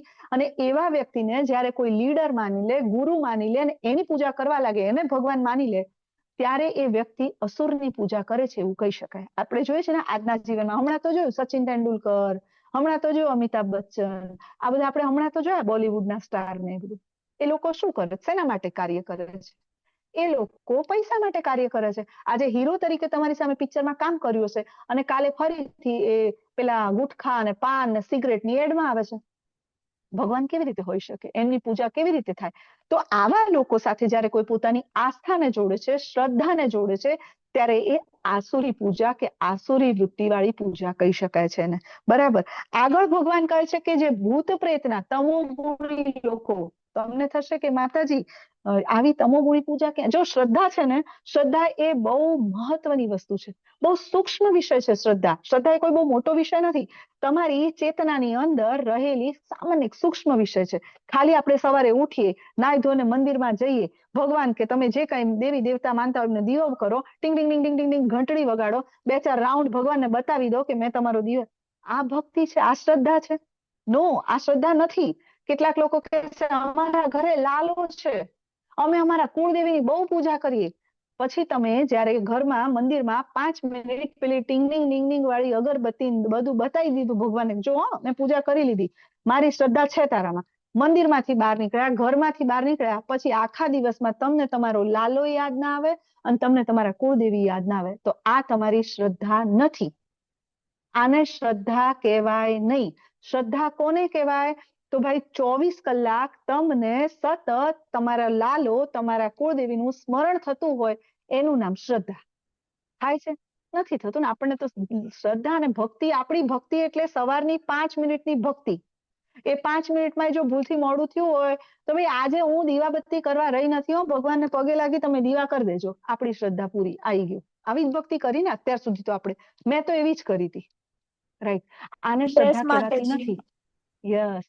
આપણી શ્રદ્ધા એ છે કે જે વ્યક્તિ સાથે તમારી શ્રદ્ધા છે, તમારો પ્રેમ છે, તમારી ભક્તિ છે, એનું 24 કલાક સતત તમારા મનમાં, અંતરમાં એનું ચિંતન થાય, એનું સ્મરણ થાય, એની યાદ આવે, ઓટોમેટિક જ તમારા મનમાં એ તમે સતત એનામાં રહો, એનું નામ શ્રદ્ધા. એ છે શ્રદ્ધા. તો તમારી શ્રદ્ધા છે. બરાબર. નહીં તો તમને મૃત્યુ સમયે એ વસ્તુ યાદ નહીં આવે. મૃત્યુ સમયે જેનું તમે આખો દિવસ સ્મરણ ચિંતન કર્યું છે ને, પતિ, પત્ની, બાળકો, જે કંઈ પણ, જેનું સ્મરણ તમે સતત કર્યું છે એ યાદ આવશે. અને આપણે જાણીએ છીએ અંતકાલે ચ મામેવ, નહીં તો પછી યમ યમ વાપી સ્મરણ ભાવ. જેનું યાદ આવશે એ હરણ. આપણે કેટલા બધા હરણમાં જીવીએ છીએ ખબર છે? પત્ની હરણ, બાળક હરણ, ઘર હરણ, મિલકત હરણ, આ બધા હરણો આપણે પાડે. ભરત રાજાને એક હરણ 2 જન્મ અપાયા હતા. વિચારી લો, આપણે ગુણ્યા કરી દો બધા, કેટલા હરણ બાંધ્યા છે ને એટલા જન્મ આપણે ફરવાના બાકી છે. બરાબર. તો શ્રદ્ધા ખૂબ મહત્વનો અને સૂક્ષ્મ વિષય છે. એટલે આવા પાખંડી ગુરુ, આવા બની બેઠેલા જે ભગવાન હોય, એમનાથી ચેતવું. આવી આસુરી શ્રદ્ધામાં ક્યારે આપણી શ્રદ્ધા કેન્દ્રિત કરવી નહીં. ગુરુ કોણ બની શકે? ગુરુ કોણ હોઈ શકે? પદ્મ પુરાણમાં કીધું છે, ષટ કર્મો નિપુણ વિપ્રો મંત્ર તંત્ર વિશારદ અવૈષ્ણવો ગુરુ નાસ્યદ. ગુરુ કોણ હોઈ શકે? જે તમને ભગવાન તરફ લઈ જાય, જે તમને કૃષ્ણની પ્રાપ્તિ કરાવે, જે તમને ભગવત પ્રાપ્તિ કરાવે, જે પોતે શાસ્ત્રો પ્રમાણેનું જીવન જીવતો હોય, એને ગુરુ કહેવાય. પુરાણો આપ્યા છે જેમણે આપણને. પુરાણ કોણે આપ્યા છે આપણને? પુરાણો કોણે આપ્યા છે આપણને? પુરાણોને, વેદોને સમજવા માટે જે પુરવણી રૂપ જે આપ્યું છે ને વ્યાસદેવજીએ, એ પુરાણો છે. આપણે જાણતા જ નથી. 4 વેદો, ઋગ્વેદ, યજુર્વેદ, સામવેદ, અથર્વવેદ, આ સિવાયના પુરાણોને 5મા વેદ તરીકે ઓળખવામાં આવે છે. પંચમ વેદ પુરાણો છે. પણ આપણે તો શાસ્ત્રો વાંચ્યા નથી. પુરાણો વાંચવાની ક્યાં વાત છે? આપણે વાંચતા નથી. તમોગુણી લોકો ભૂત પ્રેતની, આપણને થાય કે ક્યાં આજના જમાનામાં ભૂત પ્રેત. જરા નીકળો, કાળી ચૌદસના દિવસે સ્મશાન બાજુ આંટો મારો, ખબર પડી જશે કેવી પૂજાઓ થાય છે. કોઈ દિવસ જોયું છે? સાંભળ્યું છે? આપણે સાંભળ્યું છે, ઘણા લોકોને ખબર છે. જુદા જુદા ડાકલાના અવાજો થતા હોય, જુદી જુદી ચીસો પડતી હોય, ત્યાં કેવાય જંતર મંતર, કાળી વિદ્યા, મેલી વિદ્યાઓ થતી હોય, જીવતા પક્ષીઓને ખાવામાં આવતા હોય, એમને બાળીને એમની ભસ્મના ચાંદલા કરવામાં આવતા હોય, પ્રાણીઓની બલિ આપીને એમનું લોહી પીવામાં આવતું હોય. આ બધું થઈ રહ્યું છે. અઘોરી પૂજાઓ જે કરતા હોય છે, એ આવી પૂજા કરે છે. આવી પૂજા દ્વારા એ લોકો જેને અઘોરી બનીને આવી તમોગુણી પૂજા કરતા હોય ને, એમને તમોગુણમાં ખૂબ ઊંડે સુધી ગરકાવ થવું પડે છે. ત્યારે તો એ લોકો આવી પૂજા કરી શકે ને, ત્યારે તો એ લોકો આ બધા કાર્ય કરી શકે. તો આજે પણ સમાજમાં આ બધું પ્રવર્તમાન છે. આપણે જોઈએ છીએ સતોગુણી લોકો દેવી દેવતાઓની પૂજા કર્યા પછી પણ ભગવતધામ જઈ શકતા નથી. ભગવાન આપણને સમજાવી રહ્યા છે. બરાબર. તો પછી રજોગુણી તમોગુણી લોકોનો પ્રશ્ન પૂરો થઈ ગયો. પ્રશ્ન જ નથી આવતો. સતોગુણી લોકોએ જો દેવી દેવતાઓની પૂજા કરીને ભગવત પ્રાપ્તિ ના કરી શકતા હોય, તો પછી પેલા રજોગુણી તમોગુણી જે છે ભૂત પ્રેત ને અસુરો વાળા, એમના માટે તો પ્રશ્ન આવતો નથી. આપણે જોઈ લેવાનું કે આપણી શ્રદ્ધા ક્યાં છે. ભગવાન બહુ ક્લિયર છે. ભગવાન આપણને કેવી પૂજા કરવાનું કે છે. હવે શુદ્ધ સત્વમાં પૂજા કરવી હોય તો તમે કહેશો કે માતાજી દેવી દેવતાઓની સતોગુણી છે, આસુરોની રજોગુણી છે, ભૂત પ્રેતની તમોગુણી છે, તો આપણે કેવી પૂજા કરવાની? તો ભાઈ આપણે શુદ્ધ સત્વમાં જઈને પૂજા કરવાની છે. કોની? ભગવાન શ્રી કૃષ્ણ, શ્રી રામચંદ્ર, શ્રી લક્ષ્મી નારાયણ. આ બધી જે પૂજા અને ભક્તિ છે એ શુદ્ધ સત્વગુણમાં છે, જેમની ભક્તિ અને સેવા દ્વારા આપણે ભગવત પ્રાપ્તિ કરી શકીશું. ક્યાં કીધું છે માતાજી આ શ્લોકમાં? તમે કહો છો આ શ્લોકમાં એવું ક્યાં કીધું છે કે ભાઈ શુદ્ધ સત્વમાં કૃષ્ણની પૂજા કરો તો તમે જઈ શકશો ભગવત ધામ? તો જો ભગવાન અહીંયા કહે છે યાંતિ દેવવ્રતા દેવાન પિતૃન્યાંતિ પિતૃવ્રતા 9.25 શ્લોક. ભૂતાની યાંતિ ભૂતેજા યાંતિ મધ્યાજીનોપી મામ. ભગવાન ચોખ્ખું કહે છે કે ભાઈ દેવી દેવતાઓની પૂજા કરશો તો તમે દેવી દેવતાઓની યોનિમાં જન્મ લેશો, પિતૃઓની પૂજા કરશો તો તમે પિતૃલોકમાં જશો, ભૂત પ્રેતની તમે પૂજા કરતા હશો તો તમે તેવી યોનિ કે તેવા લોકને પ્રાપ્ત કરશો. અને જો તમારે મારા ધામની પ્રાપ્તિ કરવી હોય, મારી પાસે આવવું હોય, મને પામવું હોય તો તમારે મારી પૂજા કરવી પડશે. કૃષ્ણને પ્રાપ્તિ કરવી હોય, કૃષ્ણના ચરણ કમળની પ્રાપ્તિ કરવી હોય તો આપણે કૃષ્ણની ભક્તિ કરવી પડશે. ભગવાન બહુ સ્પષ્ટ કહે છે. ભગવાન અહીંયા કોઈ ગોળ ગોળ કહેતા નથી. જુઓ, એટલે ઘણા લોકોને પેટમાં દુખે છે. ભગવદ ગીતા વાંચ્યા વગર ઉદ્ધાર નથી. ઉગી નીકળેલા મત પંથ ગમે તે બાબા જે સ્વામી જે કાંઈ પણ બની ઉગી નીકળ્યું છે ને, આ બધી વસ્તુઓને ભગવદ ગીતાનો સહારો તો લેવો જ પડશે. રાધા કૃષ્ણનો સહારો તો લેવો જ પડે. પહેલા એમાં મુખ્ય રાધા કૃષ્ણ હોય અને પછી રાધા કૃષ્ણ ધીમે ધીમે સાઈડમાં થઈ જાય ને ગુરુ મહારાજ આગળ આવી જાય. હવે એ અમારા ભગવાન આવું થઈ ગયા છે. બરાબર? તો ભાઈ એ તો તમારે સહારો લેવો જ પડશે. તો ભગવાન અહીંયા સ્પષ્ટ કે છે એટલે ઘણા લોકોને આ વસ્તુ પચતી નથી, એટલે એ લોકોને પેટમાં દુખે છે અને એટલે એ લોકો ભગવદ ગીતાના શ્લોકને આડા અવળા કરીને આપણી સામે રજૂ કરે છે. મામ એટલે પરમાત્મા, એની અંદર કાળ ઘૂસી ગયો, કૃષ્ણ નહીં. કોણે કીધું ભાઈ? તને કોણે કીધું? ક્યાં લખ્યું છે? બતાય. આપણે એવું કોઈ દિવસ પ્રશ્ન પૂછ્યો ક્યાં લખ્યું છે? ભગવાન તો સ્પષ્ટ કે છે વાસુદેવ સર્વમિતિ. ભગવાને ભગવદ ગીતામાં કીધું છે સ મહાત્મા સુ દુર્લભ. એવો મહાત્મા દુર્લભ છે જે વાસુદેવ છે ભગવાન તરીકે સ્વીકારી લે એવા મહાત્મા મળવા દુર્લભ છે. તને એવું ક્યાં લખ્યું છે કે ભગવાનની અંદર કાળ ઘૂસ્યું? તો આવું આપણે ક્યારે પૂછતા નથી. આપણે શ્રદ્ધા બેસી જાય છે. બસ એકાદ કામ થયું, આપણી શ્રદ્ધા બેસી જાય છે. બરાબર? એટલા માટે ઘણા લોકો ભગવદ ગીતાના શ્લોક સાથે, ભગવદ ગીતાના અર્થઘટન સાથે છેડછાડ કરે છે. કારણ કે એમને એમની દુકાન ચલાવવાની છે. એમને એમના રોટલા શેકવાના છે. એમને એમનો અર્થકાળ સારવાનો છે. જો પ્રભુપાદ હંમેશા કહે છે કે કોઈ વ્યક્તિ જો ભગવદ ગીતા યથારૂપ એકવાર વાંચી લે, સમજી લે ને, તો આ બધી જે હાટડીઓ જે જુદા જુદા મત પંથની બાબા દાદા કાકા મામા વાળી ખુલી છે ને, બધાને તાળા વાગી જાય. એ વ્યક્તિ સમજી જાય કે ભગવાન કોણ છે. બરાબર? તો આપણે સમજવાનું કે ભગવદ ગીતા સ્ટ્રેટ ફોરવર્ડ છે, આપણને સમજાવે છે. આવા ઊંધા ચડતા રસ્તે ચડીને આપણને ગોટે ચડાવતા ગુરુ દાદા મામા કાકાથી આપણે ચેતતા રહેવાનું છે. અહીંયા જરાય ડાયવર્ટ થવાની જરૂર નથી. પ્રભુપાદ હંમેશા જે કહે છે ને એ વસ્તુ બહુ ક્લિયર છે, શાસ્ત્ર પ્રમાણે છે, એટલે આપણે ક્યાંય એમાં ગોટે ચડવાની જરૂર નથી. સૌથી મહત્વનો મુદ્દો કે ભાઈ સત્વગુણમાં રહીને તમે બધું કરો છો, તમે બધું ખોટું નહીં બોલો, જુગાર નહીં રમો, 4 નિયમનું પાલન કરશો, સાદું જીવન જીવશો, શુદ્ધ શાકાહારી ભોજન જમશો, બધું જ કરશો, પણ પછી શું? સત્વગુણમાં મૃત્યુ થશે તો ઉપરના લોકમાં. પછી શું થશે માતાજી? ઉપરના લોકમાં જઈએ, શું કહો છો અનિતા માતાજી? ચાલશે ને? તો શું વાંધો છે? આપણે સ્વર્ગ લોકમાં તો જઈશું, ઉપરના લોકમાં તો જઈશું. શું વાંધો છે?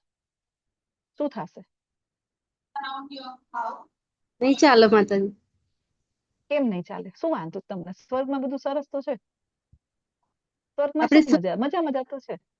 જયારે આપણું સારા કાર્યનું બેલેન્સ પૂરું થશે એટલે પાછા જન્મ ચક્ર. યસ, મુખ્ય પ્રોબ્લેમ ત્યાં છે. સ્વર્ગમાં પરમેનન્ટ સીટ નથી. જેવા તમારું બેલેન્સ પૂરું, પુણ્ય કર્મનું ભાથું પૂરું, એટલે ભગવાન ત્યાં જે સ્વર્ગલોકના જે અધિકારીઓ કે જે કોઈ હશે ને ત્યાંથી લાત મારશે. ચલો ભાઈ નીકળો. જેમ વિઝા પૂરા થાય અમેરિકાના કે બીજા દેશના, તો વિઝા પૂરા થાય એટલે ત્યાંથી તગેડી મૂકવામાં આવે કે ના મૂકવામાં આવે? બસ એવી જ રીતે ઉપરના લોકમાં જેવું તમારું ભાથું પૂરું એટલે ત્યાંથી ધક્કો મારીને બહાર. આપણે અહીંયા ઘણા બેટા જે આવી ઘૂસણખોરી કરી જાય છે એવા લોકોને કાઢીએ છીએ ને, સરકાર કાઢે છે ને, સેમ દશા આપણી થાય. જન્મ મરણનું ચક્ર તો ચાલુ જ રહે. માથા પર જન્મ મરણની તલવાર તો લટક્યા જ કરે.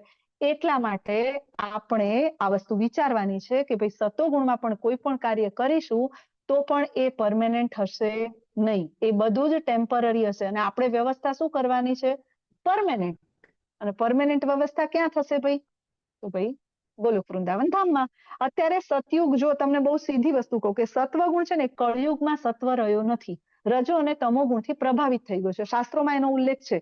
છતાં પણ કોઈ પણ વ્યક્તિ જો પ્રયત્ન કરીને ભૂલથી પણ ઉપરના લોકને પ્રાપ્ત કરી લે છે, ભૂલથી પણ, અને ઉપરના લોકમાં જતો રહ્યો, તો એ ભાથું પૂરું થતા એને નીચે આવવું પડે છે. પાછું એ ચક્ર ચાલુ થઈ જાય છે. તો આ હતી આપણી શ્રદ્ધાની વાત. ભગવાન હવે આપણને આપે છે અન્ન. કેવું અન્ન ખાવું જોઈએ? ભગવાન કેટલા દયાળુ છે, કેટલી બધી વસ્તુ ક્લિયર કરીને આપે. ભાઈ તારે શું કરવું, શું ખાવું, તારે કેવી રીતે જીવવું, ભગવાન બધી વ્યવસ્થા કરીને આપે છે. લોકો કે ભગવદ ગીતાની ફિલોસોફી બહુ હાયર છે. ક્યાં હાયર છે? ભગવાન એકદમ ડાઉન ટુ અર્થ જઈને આપણને આપણો ડાયટ પ્લાન આપે છે. વિચાર કરો, અત્યારે આપણે ડાયટ પ્લાન લેવા માટે કોઈ ડાયટિશિયન પાસે જઈએ, કોઈ મલ્ટી સ્પેશિયાલિટી હોસ્પિટલમાં જઈએ તો 2 થી 3 હજાર તો કન્સલ્ટિંગ ફી લે. પેલા લે કે ના લે? સાચું કહો.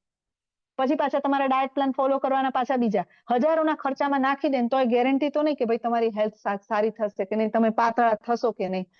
પણ ભગવાને એ જ ડાયટ પ્લાન 5000 વર્ષ પહેલા ફ્રીમાં ભગવદ ગીતામાં આપ્યું છે. વાંચે કોણ?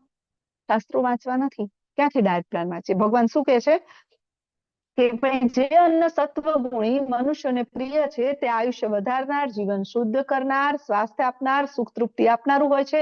આવું અન્ન રસયુક્ત, સ્નિગ્ધ, પોષણ કરનારું તથા હૃદયને ભાવે એવું હોય છે. કેવું અન્ન ખાવું જોઈએ? ભગવાન આપણને સમજાવે છે કેવું અન્ન ખાવું જોઈએ, કેવો ખોરાક લેવો જોઈએ. ભગવાન આપણને સ્પષ્ટ કહી રહ્યા છે. ઘી, ગોળ, દૂધ, માખણ, લીલા શાકભાજી આપણને કેવું ભાવે? તીખું, તળેલું, ધમધમતું, રસાવાળું, તેલવાળું, હે ને? એમાં બહાર આપણે માતાજી તો પૂછવાનું જ નહીં કેવું ભાવે. બહાર જઈને જુઓ, પાણીપુરીની લારી પર ઉભા રહો, ખબર પડી જશે કેવું ભાવે. બરાબર? તો ભગવાન કહે છે કે પીઝા, બ્રેડ, બર્ગર, આ બધા જે ખોરાક જે ખાય છે ને, એ બધા મેગીના લોંદા, આ બધું જે ખાઈએ એ શું સત્વગુણી ખોરાક છે? એને સત્વગુણી ખોરાક કહી શકાય?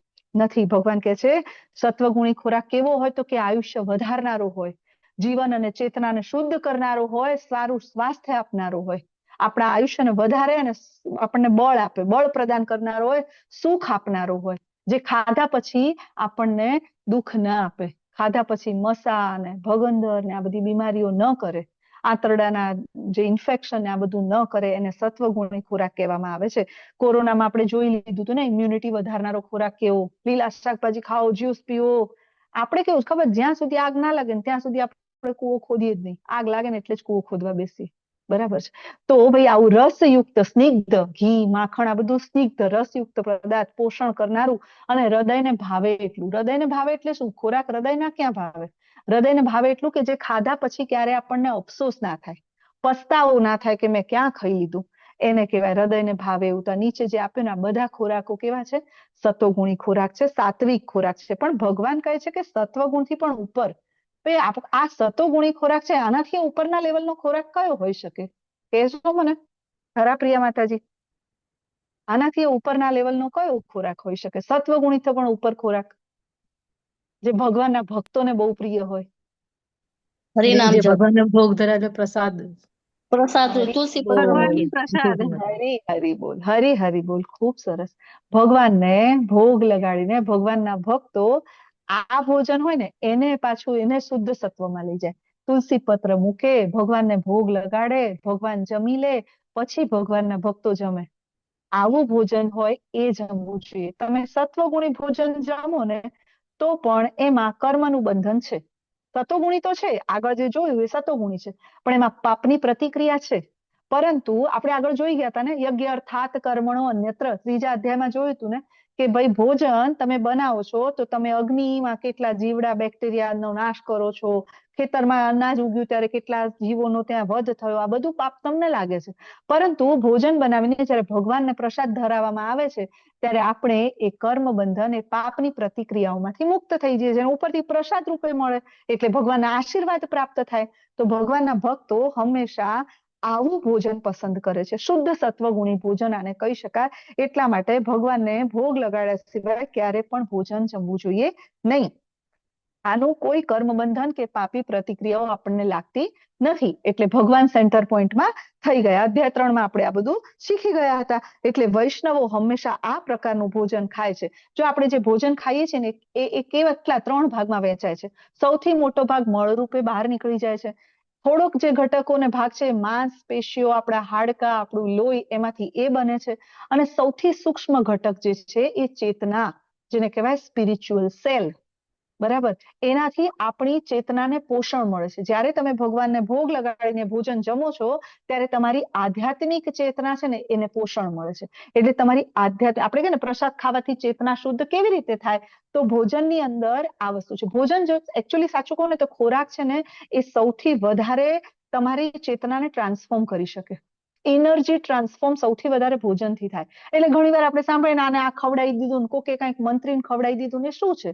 એટલા માટે આપણે ક્યારેય એવું ભોજન ન જમવું જોઈએ જેના કારણે આપણી ચેતના વિશુદ્ધ થાય. એટલે ઘણા ભગવાનના ભક્તો જોજો તમે, જાતે ભોજન બનાવે, જાતે જ જમે, કોઈના હાથનું બનાવેલું પણ ન ખાય. એ જાતે ભોજન બનાવે, ભગવાનને ભોગ લગાડે, બીજાને પ્રસાદ આપે અને પછી ભોજન જમે. આવું પહેલાના આપણા જે ઘરડા હતા ને, ઘણા લોકો આવું કરતા હતા. બરાબર. પીઝા અને બર્ગર ખાઈએ તો પીઝા અને બર્ગર જેવા થઈ જઈએ આપણે. થયા છે ને અત્યારે લોકો મેદસ્વીપણું, આપણે જોઈએ છે ને ઓબેસિટી થી ઘણા લોકો પીડાય છે આજે. કોલેસ્ટ્રોલ, આ બધું શું છે ભાઈ? આ બધું આ જ છે. અંદર જઈને આ થપેડા જ લાગ્યા છે ભાઈ. ચીઝ ને પનીર ને બધું નકલી ખાઈને આપણે આજ જયારે ભગવાન માટે ભગવાનનો ભોગ તૈયાર કરીએ છીએ ત્યારે ખૂબ સભાનતાપૂર્વક ભગવાનનો ભોગ બનાવવામાં આવે છે. પ્રેમપૂર્વક ભગવાનને ઓફર કરવામાં આવે છે. કેવી રીતે ભગવાનને ભોગ કેવી રીતે લગાડવો જોઈએ? તો ભાઈ ભગવાનને ભોગ ખૂબ જ શુદ્ધતા, સાત્વિકતા, પવિત્ર મન સાથે બનાવી રસોઈ ખૂબ જ પ્રેમપૂર્વક ભગવાનને જમાડવા. કોઈ મંત્ર નથી આવડતો તો હરે કૃષ્ણ મહામંત્ર બોલીને ભગવાનને પ્રેમપૂર્વક, કારણ કે ભગવાન આપણા ભાવના ભૂખ્યા છે, ભગવાનને એમ કહીને જમાડવું કે ભગવાન મેં આ ખૂબ પ્રેમથી ખૂબ સભાનતાપૂર્વક કરીને આ બનાવ્યું છે. મને મંત્ર કંઈ આવડતું નથી કે શું બોલું, પણ હરે કૃષ્ણ દ્વારા તમને હું અર્પણ કરું છું. મારા ભાવને જોજો અને એ ભાવપૂર્વક તમે આ ભાવગ્રહી જનાર્દન, ભગવાન કેવા છે? ભાવગ્રહી જનાર્દન. ભગવાન તમારા ભાવથી જમી લે છે.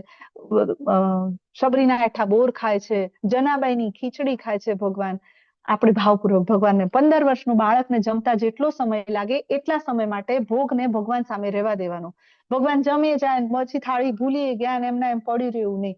ભોગને લઈ લેવું, પ્રસાદનું પ્રોપર સન્માન કરવું, એ પ્રસાદ ઘરના દરેક સભ્યને આપીને ખાવું, જેથી કરીને બધાની ચેતના છે આધ્યાત્મિક બનશે. મીઠું ઓછું છે, મારા ભગવાને મારા ઠાકોરે જમી લીધું, મારા ગોવિંદે જમી લીધું, ચાલશે, મને પણ ચાલશે.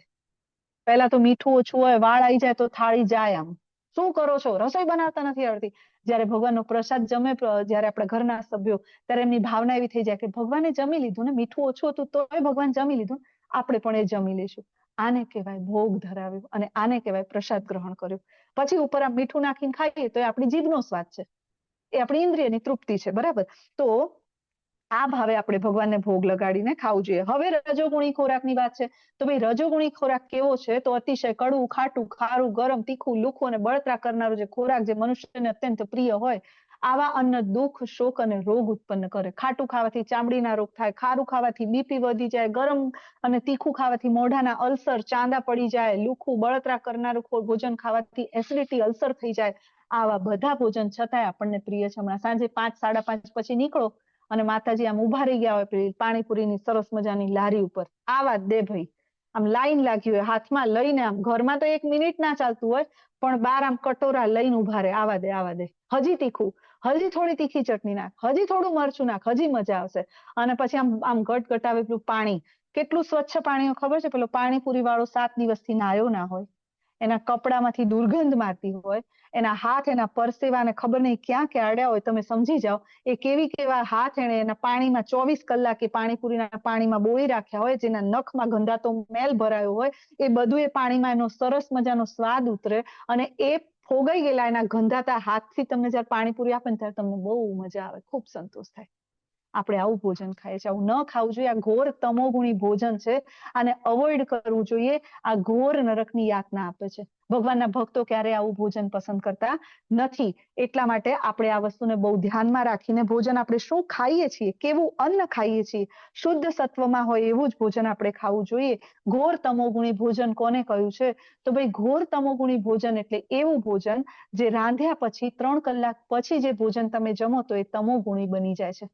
ખાસ કરીને માતાજીઓને ટેવ હોય, સવારનું શાક વધ્યું છે રાત્રે માર ચાલશે, રાતની ખીચડી વધી છે સવાર નાસ્તામાં ચાલશે. અચ્છા, સવારનો ભાત રાતનો પુલાવ, રાતની ખીચડી સવારે મુઠિયા.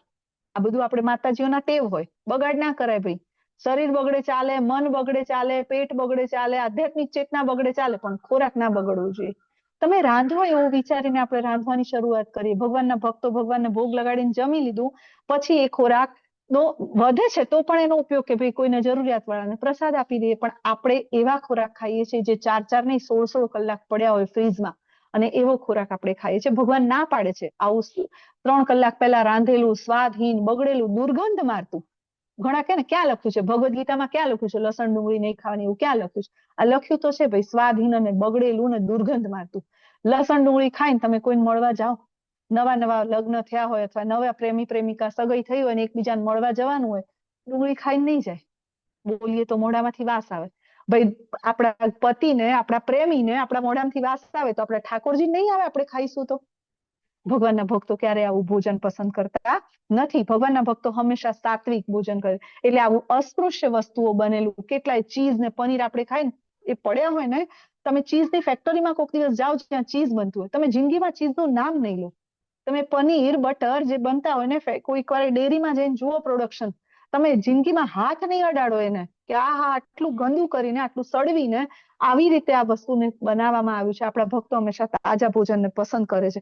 એટલા માટે ઘણા લોકો પોતે જાતે રાંધીને ખાય છે. એનર્જી ટ્રાન્સફર કરનાર સૌથી મોટી વસ્તુ છે પાણી અને ભોજન.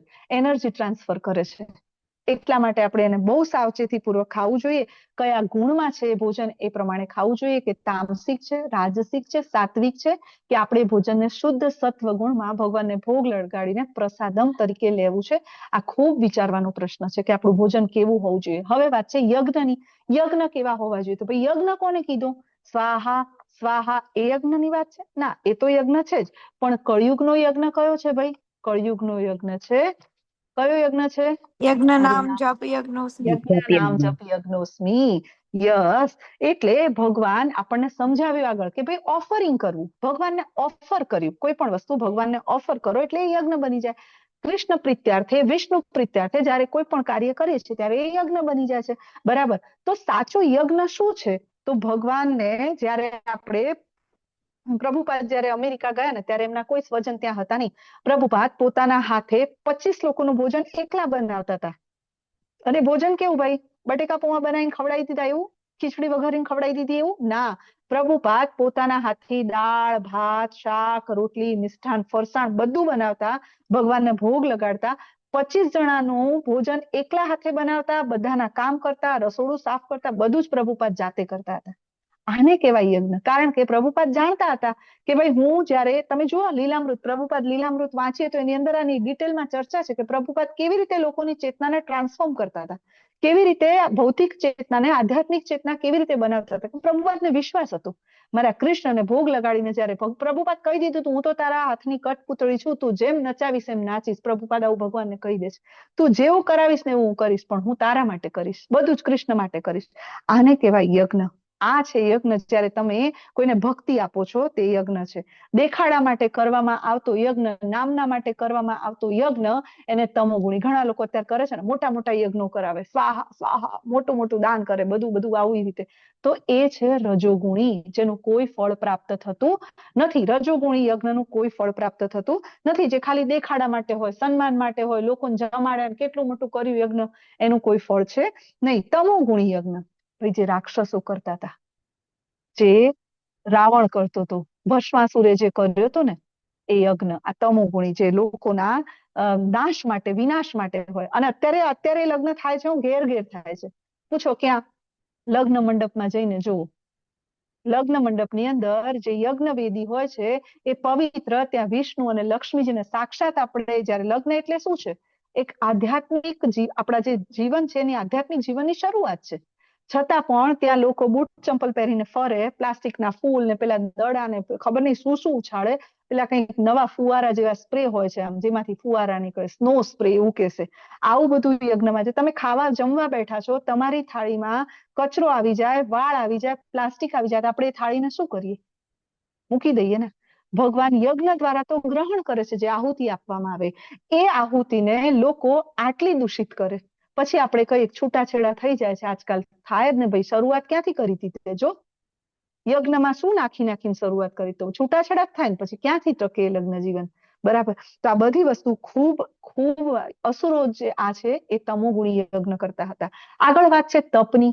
ભાઈ કેવું તપ કરવું જોઈએ? તો પરમેશ્વર, બ્રાહ્મણો, ગુરુ તથા માતા પિતા જેવા વડીલોની પૂજા કરો. પવિત્રતા, સરળતા, બ્રહ્મચર્ય જેવી અહિંસાનું પાલન કરવું એને શારીરિક તપ કહેવાય છે. તપ પણ 3 પ્રકારના હોય છે. સત્વગુણી તપ એટલે શું? ભગવાનની સેવા કરવી, વૈષ્ણવોની સેવા કરવી, માતા પિતાની સેવા કરવી, ગુરુની સેવા કરવી. આ બધું તપ છે. શારીરિક તપ. માનસિક તપ કોને કહેવાય? મનનું તપ, વાણીનું તપ. તપ 3 પ્રકારના છે. શારીરિક પણ હોય, મનનું તપ પણ હોય અને વાણીનું તપ પણ હોય. ભગવદ્ ગીતા વાંચીએ, ભાગવતમ વાંચીએ, વાણીનું તપ છે. તો ભાઈ તમારા બાળકને જો તમે ભગવદ્ ગીતાનું જ્ઞાન આપ્યું હશે ને તો તમે વૃદ્ધાશ્રમનો દરવાજો નહીં જુઓ. કારણ કે ભગવદ્ ગીતામાં ભગવાન સમજાવે છે કે માતા પિતાની સેવા કરવી. રામાયણ વંચાવો તમારા બાળકને, ક્યારેય તમારું બાળક તમારી સામે નહીં પડે. અને ખબર છે કે રામ ભગવાન પોતે દશરથ રાજાની આજ્ઞા લઈને વનવાસ જતા રહેતા. બરાબર. તમારે શીખવાડવું નહીં પડે.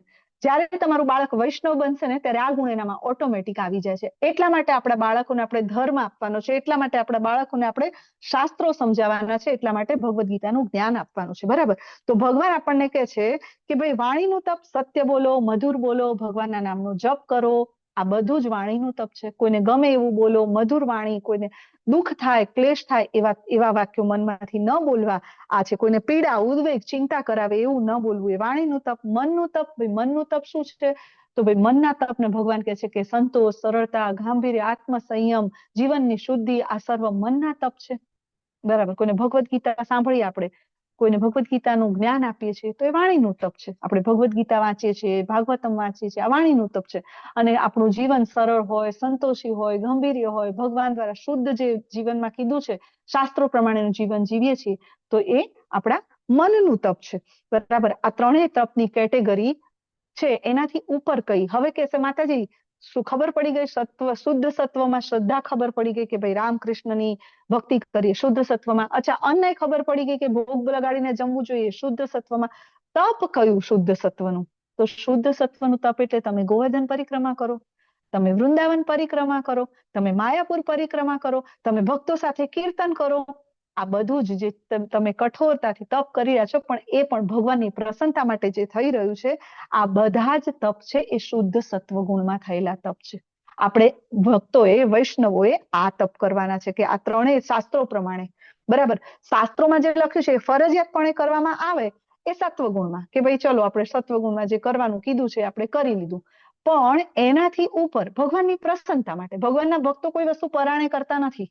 ભગવાનના ભક્તો પરાણે ભગવાનને ભોગ નથી લગાડતા. ભગવાનના ભક્તો પરાણે ગોવર્ધન પરિક્રમા નથી કરતા.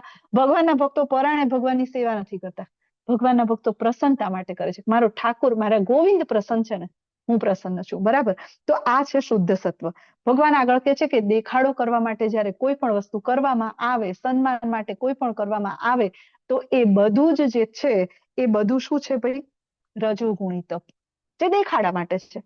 હું બહુ ભક્તિ કરું છું, હું તો બહુ તપ કરું છું, હું તો આટલા બધા ઉપવાસો કરું છું, પછી લોકો તમને મળવા આવે, તમે સાતામાં તો છો, તમે ખુશ તો છો, આવું કેવા આવે? આ છે જે તપ છે એ તપ રજોગુણી તપ છે, જે દંભ માટે છે, જે દેખાડા માટે છે, જે ભગવાનની પ્રસન્નતા માટે નથી. આવા કોઈ પણ તપનું ફળ મળતું નથી. આગળ ભગવાન કહે છે કે ભાઈ મૂળ ગ્રહણ આત્મા, મૂર્ખામીને વશ થઈને આત્મ ઉત્પીડન માટે અથવા બીજાનો વિનાશ કરવા માટે જે તપ કરવામાં આવ્યું હોય એ તમોગુણી તપ છે. ખબર છે એના માસ્ટર કોણ તમોગુણી તપના? હિરણ્યકશ્યપુ, હિરણાક્ષ, રાવણ, આ બધાના માસ્ટર. Excellent, powerful. એમને ખબર છે તપ કરીને ભગવાન બ્રહ્મદેવને પ્રસન્ન કરો, શિવજીને પ્રસન્ન કરો અને પ્રસન્ન થઈને વરદાન લઈને અને પછી લોકોનો વિનાશ કરો. આજે કરે છે, આજે લોકો કરે છે. જો આતંકવાદીઓ જો આ કોરોના બનાવનાર, જો અણુબોમ્બ બનાવનાર, આ બધા એના પાછળ પોતાનું આખું જીવન આપી દે છે, આખા જીવનની રિસર્ચ આપી દે, પછી શોધે શું ખબર છે? અણુબોમ્બ. આવા તપ કરે છે આજના લોકો. આગળ ભગવાન કહે છે કે દાન સૌથી મહત્વનો ને ઇન્ટરેસ્ટિંગ સબ્જેક્ટ, કારણ કે આપણે ગુજરાતીઓ તપ, યજ્ઞ આ બધું ઓછું, પણ દાન કરવામાં આપણે માહિર છીએ. જેવા ક્યાંક ઉભા રહ્યા, કંઈક દેખાયું ને કોઈ ગરીબ દેખાય, આપણે તરત જ આપણા ખિસ્સામાંથી હાથ પૈસા આપી દઈએ. ક્યાંક દાન પુણ્યની વાત આવે તો આપણે આપી દઈએ, પણ એ પણ સમજવાનું છે કે આપણે દાન કેવું કરવું જોઈએ, કેવું દાન આપણે કરવું જોઈએ. બરાબર.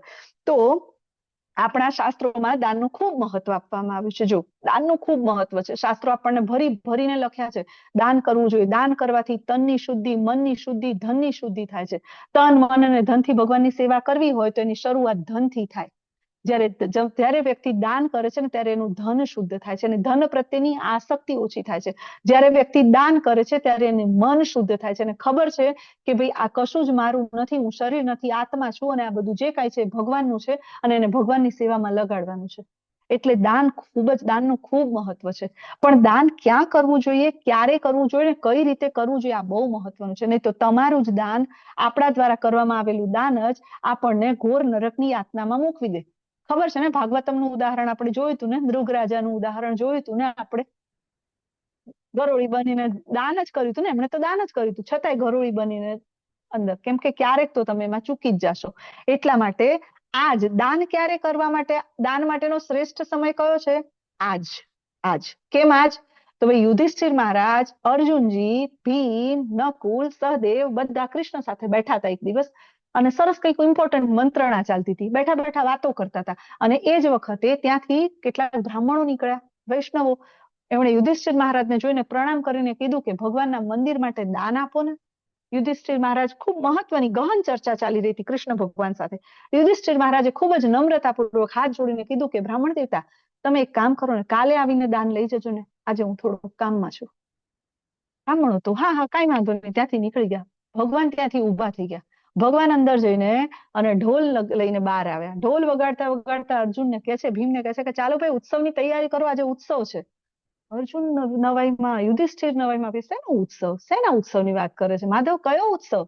એવા કયા ઉત્સવની? અમને ખબર નથી, શેનો ઉત્સવ? અરે ભાઈ ઉત્સવ છે. યુધિષ્ઠિર મહારાજ ચિરંજીવી થઈ ગયા છે, એમને ખબર છે, એમણે ભવિષ્ય જોઈ લીધું છે કે હું કાલે જીવતો રહીશ, આ ધરાતલ પર હોઈશ ને કાલે દાન કરીશ. એમણે કહી દીધું ને બ્રાહ્મણોને, કાલ તમે જોયું છે કાલ શું થવાનું છે, આપણને ખબર નથી. ભગવાન સમજાવે છે કે દાન કાલે કરીશ, 11 આવશે, એકાદશી આવશે ત્યારે દાન કરીશ, આ સારો દિવસ આવશે ત્યારે દાન કરીશ. નહીં, દાન કરવા માટે શ્રેષ્ઠ સમય હાલ છે, કાલ નથી, અત્યારે શ્રેષ્ઠ સમય છે. બરાબર. તો દાન ક્યારે કરવું? તો આજે જ કરવું. જ્યારે તમને ખબર પડી દાનનું મહાત્મ્ય, તરત જ દાન કરો. અચ્છા, ક્યાં કરવું ને કેવી રીતે કરવું? તો ભાઈ દાન કરવા માટેનું શ્રેષ્ઠ સ્થળ છે રાધા કૃષ્ણનું મંદિર, લક્ષ્મીનારાયણનું મંદિર, રામચંદ્રજીનું મંદિર. આ શ્રેષ્ઠ છે. તમે જ્યારે ત્યાં દાન કરો છો ત્યારે તમારું તન, મન શુદ્ધ, તમારી પાપી પ્રતિક્રિયાઓમાંથી મુક્તિ થાય છે. બરાબર. આપણે કહીએ કે ભાઈ કર્મનું તો ફળ ભોગવવું પડે છે, તો કેવી રીતે? તો સુડીનો ઘા સોયથી સરે, એ કહેવત અહીંયાથી પડી છે કે જ્યારે વ્યક્તિ દાન કર્યું હોય, એનાથી મોટું પાપ થઈ ગયું છે, છતાં પણ જો એની સાથે દાન, પણ યોગ્ય સ્થળે, યોગ્ય સમય, યોગ્ય વ્યક્તિને દાન કર્યું. વ્યક્તિ કોણ? તો કે વૈષ્ણવ, બ્રાહ્મણ, આને દાન કરવું જોઈએ. આપણે જો ઇસ્કોન મેંગલુરુ કુલાઈ ટેમ્પલની અંદર કેટલા બધા બ્રહ્મચારીઓ છે જે આખો દિવસ ભગવાનની સેવા કરે છે. આખો દિવસ બુક ડિસ્ટ્રીબ્યુશનમાં હોય, પ્રચારમાં હોય, ભગવાનની સેવામાં હોય. જે પણ આપણા જેવા કોઈ ભક્તો ત્યાં જાય તો એમની સેવામાં એ હંમેશા જ સ્વયં આપણા પરમ પૂજ્ય નામાનિષ્ઠા પ્રભુ, તમે જો એ પણ બ્રહ્મચારી છે. આને દાન થવું જોઈએ, તો તમારું દાન શુદ્ધ અને સાત્વિક ગણાય, તો એ સતોગુણમાં છે દાન. બરાબર. બાકી તમે જ્યાં પણ દાન કરો છો તમને ખબર નથી તમે ક્યાં દાન કરો છો. જો ઇસ્કોનમાં દાનનું ખૂબ મહત્વ છે. ઇસ્કોનમાં જ્યારે વ્યક્તિ દાન કરે ને, તમે આજે જુઓ તમારી પાસે જે પણ ઘણી બધી સેવાઓ છે, ત્યાં સરસ મજાની ગૌશાળા છે. ઇસ્કોન આપણે ટેમ્પલ બેંગ્લોરમાં ગૌશાળા છે, ત્યાં ગાયને દાન ખૂબ મહત્વનું છે. કહેવાય છે કે જ્યારે વ્યક્તિનું મૃત્યુ થાય ત્યારે વૈતરણી નદી પાર કરવાની હોય, ત્યાં ગાયને ઊભી રાખી હોય, યમદૂત પૂછે કે આણે ગૌ સેવા કરી છે? જો ગાય હા પાડે કે હા, એણે ગૌ સેવા કરી છે, તો જીવને ગાયની પીઠ પર બેસાડીને વૈતરણી નદી પાર કરાવે. પણ જો ગાય એમ કે ના, એણે ગૌ સેવા નથી કરી, તો એ ગાયનું પૂંછડું યમરાજ, જે યમદૂતો હોય, એને પકડાવે જીવને. એ પૂંછડું પકડે ને વૈતરણી નદીમાં ગાયને ઢસડતા ઢસડતા લઈ જાય. અને વૈતરણી નદી શેની ભરેલી છે ખબર છે? વૈતરણી નદી લોહી, પરુ, મળ, મૂત્ર આની ભરેલી છે. જીવના આંખોમાં જાય, મોઢામાં જાય, એમાં ઢસડાતા કેટલાય કિલોમીટરનો લાંબો પટ એને પાર કરવો પડે. એટલે ગૌ સેવા એટલા માટે મહત્વની છે કે તમે પહેલા જેવો જીવ ત્યાં જઈને ઉભા રહેશો એટલે ગાયને પૂછવામાં આવશે કે ભાઈ ગૌ સેવા કરી છે, પણ ગૌ સેવા ક્યાં કરવી? ગાયના નામે આજે ઘણા લોકો ખોટું દાન લઈને એના રૂપિયાનો દુરુપયોગ કરી રહ્યા છે. તો ભાઈ મંદિરની અંદર જે બ્રાહ્મણો, જે આપણા બ્રહ્મચારીઓ છે, એ લોકો ગાયની સેવા કરે છે, ગાયને રાખે છે, એમના ગાયના દૂધથી ભગવાનના અભિષેક થાય છે. આ જગ્યાએ દાન થવું જોઈએ. ગુરુકુળ બની રહ્યું છે આપણું સરસ મજાનું, જ્યાં આપણા બાળકોને આપણને ભગવદ્ ગીતા, શાસ્ત્રો સમજાવવામાં આવશે. ત્યાં દાન કરવાનું છે આપણે. ઇસ્કોનમાં તમે જયારે દાન આપો છો ને ત્યારે કોઈ એનું લીગલ તમને એની પાવતી રિસિપ્ટ મળશે સીધું એકાઉન્ટમાં. કોઈ દિવસ એવું નહીં કે તમે હાથોહાથ દાન આપો ને વસ્તુ પતી જાય. નહીં, તમને રિસિપ્ટ થશે, એનું ઓડિટ થાય છે, જીબીસી માંથી એનો હિસાબો થાય છે. તમે જ્યારે પણ માંગશો ત્યારે તમે ફૂલ સેવા માટે દાન કર્યું છે, તમારું દાન ભગવાનના ફૂલ સેવામાં જશે. તમે ગૌ સેવા માટે કર્યું છે, તમારું દાન ગાય માટે જ વપરાશે. અચ્છા, તમે અન્નદાન માટે આપ્યું છે તો વૈષ્ણવોના, બ્રહ્મચારીઓના ભોજન માટે જે દાનનો ઉપયોગ થશે. ઇસ્કોનની અંદર આટલું દાનનું મહત્વ છે ને આ રીતે દાન થાય છે. તો આપણે એ વસ્તુને સૌથી, અત્યારે કેટલાક એનજીઓ, સંસ્થાઓ ચાલે છે, ₹1 ખાલી 2 કેળા લઈને જતા હોય, 2 કેળા પેલાને આપે, કોઈ ભૂખ્યાને, પ્રેગ્નન્ટ લેડીને, 10 જણ તો ફોટા પડાવે. આવું દાન રજોગુણી દાન છે, જે ખાલી દેખાડા માટે થતું હોય. કોઈને દાન કરવું હોય તો શું દાન કરી શકાય? કપડા આપો તો 6 મહિના ચાલે, ભોજન આપો તો 1 કે 2 દિવસ ચાલે, ધાબળા ઉઢાડો તો 2 વર્ષ ચાલે. આખા જીવન ચાલે એવું દાન કયું છે? તો કે ભગવદ્ ગીતા અને ભાગવતમ. તમે કોઈ વ્યક્તિને ભાગવતમ આપો છો, ભાગવતમનું દાન કરો, સૌથી શ્રેષ્ઠ. ભગવાનનો શબ્દ અવતાર છે. તમે ભગવાનનો ભાગવત ગ્રંથ, એને શબ્દ સ્વરૂપે ભગવાન જે છે એને ભાગવતમનું દાન કરો અને પછી જુઓ એના જીવનમાં ભક્તિ આવે, મોટો ભક્ત બને. તમારાથી ક્યાંક પાપથી પતન પણ થશે ને તો એ ભાગવતમના દાનના લીધે આપણો ઉદ્ધાર થઈ જાય. એટલે અત્યારે આ સમયમાં જો કોઈ કહે ને કે સૌથી મહત્વનું દાન કયું, તો ભાઈ ભાગવતમનું દાન સૌથી મહત્વનું. તમારા ઘરે પણ ભાગવતમ હશે તો યમદૂતો ક્યારેય તમારા ઘર તરફ દ્રષ્ટિ નહીં કરે. દરેક વૈષ્ણવના ઘરે, ભક્તના ઘરે ભાગવતમ હોવું અતિ આવશ્યક છે. યસ, હરપ્રિયા માતાજી, હરે કૃષ્ણ. હા, માતાજી, એટલે ભાગવતમાં આપણે પ્રહલાદ મહારાજની સ્ટોરી છે ને, એટલે આપણે કદાચ કોઈને ભાગવતમાં આપણા તો બાળક નહીં પણ કોઈ બીજાનું બાળક પ્રહલાદ મહારાજ બની જાય, એના પ્રહલાદ જેવા ગુણ આવી જાય. હરે કૃષ્ણ. હરી બોલ માતાજી, કેટલી સરસ વાત કરી. કોઈ પ્રેગ્નેન્ટ લેડી છે, તમે રક્ષાબંધન આવે ને, તમારા ભાઈ તમને પૂછે ને, બેન તાર શું જોઈએ? ભાઈ મને ભાગવતમ લાવી દે, બીજું કાંઈ નથી જોઈતું. સાડીઓ તો ઘણી પડી છે અંદર, જેટલા સેલ આવે ભાગવતમ. તમે ભાઈ છો, પ્રભુજી છો, તમારી બેનને ભાગવતમ આપો, તમારી દીકરીને ભાગવતમ આપો, એને ભક્તિ આપો. જેમ માતાજી કીધું એમ કે ભાઈ પ્રહલાદ મહારાજ જેવું કોઈ ભક્ત જન્મી જાય તો કેટલી પેઢીઓ ઉગરી જશે, કેટલા પેઢીઓનો ઉદ્ધાર થઈ જશે. તો આ દાન કરો. આ દાન સૌથી શ્રેષ્ઠ દાન છે. આજે આપણે દાનનો મહિમા સમજ્યા. જ્યારે તમારી નામના માટે, તમારા શોખ માટે, તમારી પ્રસન્નતા માટે કોઈ દાન થાય છે તો એ દાનનું કોઈ પુણ્ય નથી, અને રજોગુણી દાન કહેવાય. અને મોટા મોટા ટેરરિસ્ટ એક્ટિવિટી, ઓર્ગેનાઇઝેશન ચાલતા હોય ને, એને દાન તો કોઈ તો આપતું હશે ને. એમને તો આટલા મોટા ટેરરિસ્ટ, મોટા ગ્રુપ નહીં ચાલતા હોય ને.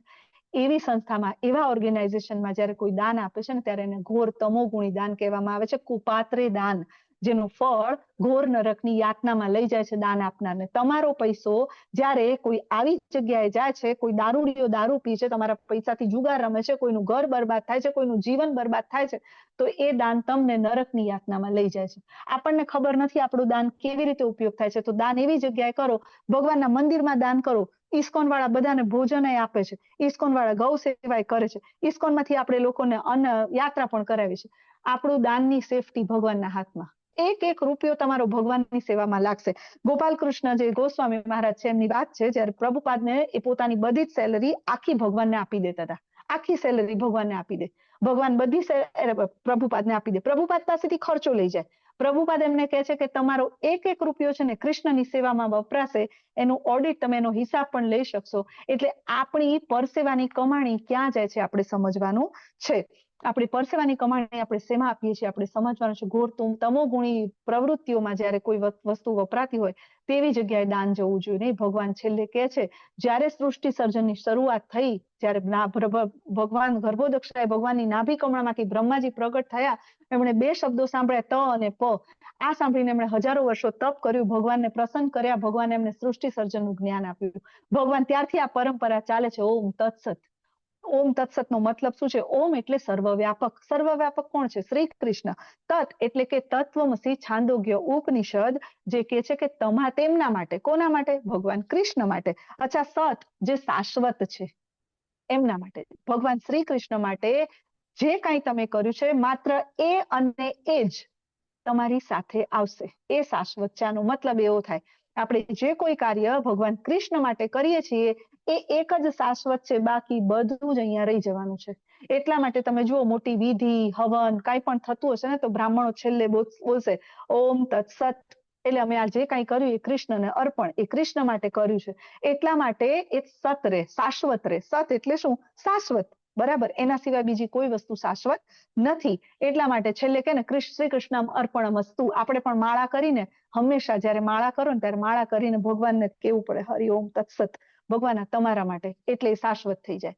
શ્રી કૃષ્ણ અર્પણમસ્તુ, ભગવાનને અર્પણ, કારણ કે ભગવાન માટે હતું. આપણી દિનચર્યા હોય હરિ ઓમ તત્સત. આપણું તપ છે ઓમ તત્સત. આપણું દાન છે ઓમ તત્સત. આપણો યજ્ઞ છે ઓમ તત્સત. આપણે ખાવાનું ખાઈએ છીએ ઓમ તત્સત. પછી જુઓ તમારું બધું જ ઓમ તત્સત. ભગવાન શ્રી કૃષ્ણને કેન્દ્ર સ્થાનમાં રાખીને જયારે આપણે કાંઈ પણ કરીએ છીએ તો એ બધું જ ઓમ તત્સત એટલે કે શાશ્વત બની જાય છે. યજ્ઞ અર્થાત કર્મ. ભગવાન અહીંયા જ નથી કહેતા, ભગવાને આગળના શ્લોકમાં પણ કીધું છે. બરાબર. ભગવાન કહે છે કે આ મારા સિવાય પરમેશ્વરમાં શ્રદ્ધા, દાન, યજ્ઞ, તપ જે કાંઈ કરવામાં આવે છે એમના સિવાય, ભગવાન સિવાય, શ્રદ્ધા વગર, તો એ બધું ક્ષણભંગુર છે, એ અસત છે. એ આ જન્મમાં આગામી જન્મમાં બંનેમાં વ્યર્થ જાય છે. એ ક્યારેય તમારી સાથે રહેતું નથી. એટલા માટે આપણે જે કાંઈ પણ કરીએ છીએ બધું ભગવાનને અર્પણ કરીને કરવાનું છે. ભગવાને 3જા અધ્યાયમાં પણ આ કીધું હતું યજ્ઞ અર્થાત કર્મણો અન્યત્ર. ભગવાને 9મા અધ્યાયમાં પણ કીધું હતું. શું કીધું હતું? યત કરોષિ યદશ્નાનિ યત જુહોષિ દદાસી યત તપસ્યસી કૌંતેય તત્ કુરુષ્વ મદર્પણમ. જે કાંઈ કરે મને અર્પણ કર. આમ ભગવદ્ ગીતામાં ભગવાન દરેક અધ્યાયમાં આપણને સમજાવતા ગયા છે કે જે કાંઈ કરો એ મારા માટે કરો. ઓમ તત્સત. ભગવાને બધે જ સમજાવ્યું છે. આખી ભગવદ્ ગીતામાં અલગ અલગ રીતે કહ્યું છે. અને એના સિવાય જે કાંઈ કરીએ છીએ એ બધું જ અસત છે. એટલે આપણું દરેક કાર્ય જે હોય એ બધું જ ભગવાનને અર્પણ કરવાનું છે. તમે દાન કરો છો, તમારું દાન ક્યાં જાય છે તમને ખબર હોવી જોઈએ. તમે યજ્ઞ કરો છો, ભગવાન સેન્ટરમાં છે કે નહીં, આ બધું જ જોઈને આજે આપણે શીખ્યા કે આપણું બધું જ સદ સતો ગુણમાં કરવાનું છે. બધું જ કૃષ્ણ માટે કરવાનું છે. ત્યારે જે કહેવાશે ઓમ તત્સત. વાંછા કલ્પતરુભ્યશ્ચ કૃપા સિંધુભ્યેવ ચ પતિતાનાં પાવનેભ્યો વૈષ્ણવેભ્યો નમો નમઃ. અનંત અનંત કોટી વૈષ્ણવ વૃંદ કી જય. શ્રીલ પ્રભુપાદ કી જય. શ્રીમદ ભગવદ ગીતા કી જય. અર્જુનજી મહારાજ કી જય. હરે કૃષ્ણ કૃષ્ણ કૃષ્ણ હરે હરે, હરે રામ રામ રામ હરે હરે. હરે કૃષ્ણ માતાજી, કૃષ્ણ દંડવત હરે પ્રણામ. કૃષ્ણ હરે માતાજી, કૃષ્ણ દંડવત હરે કૃષ્ણ.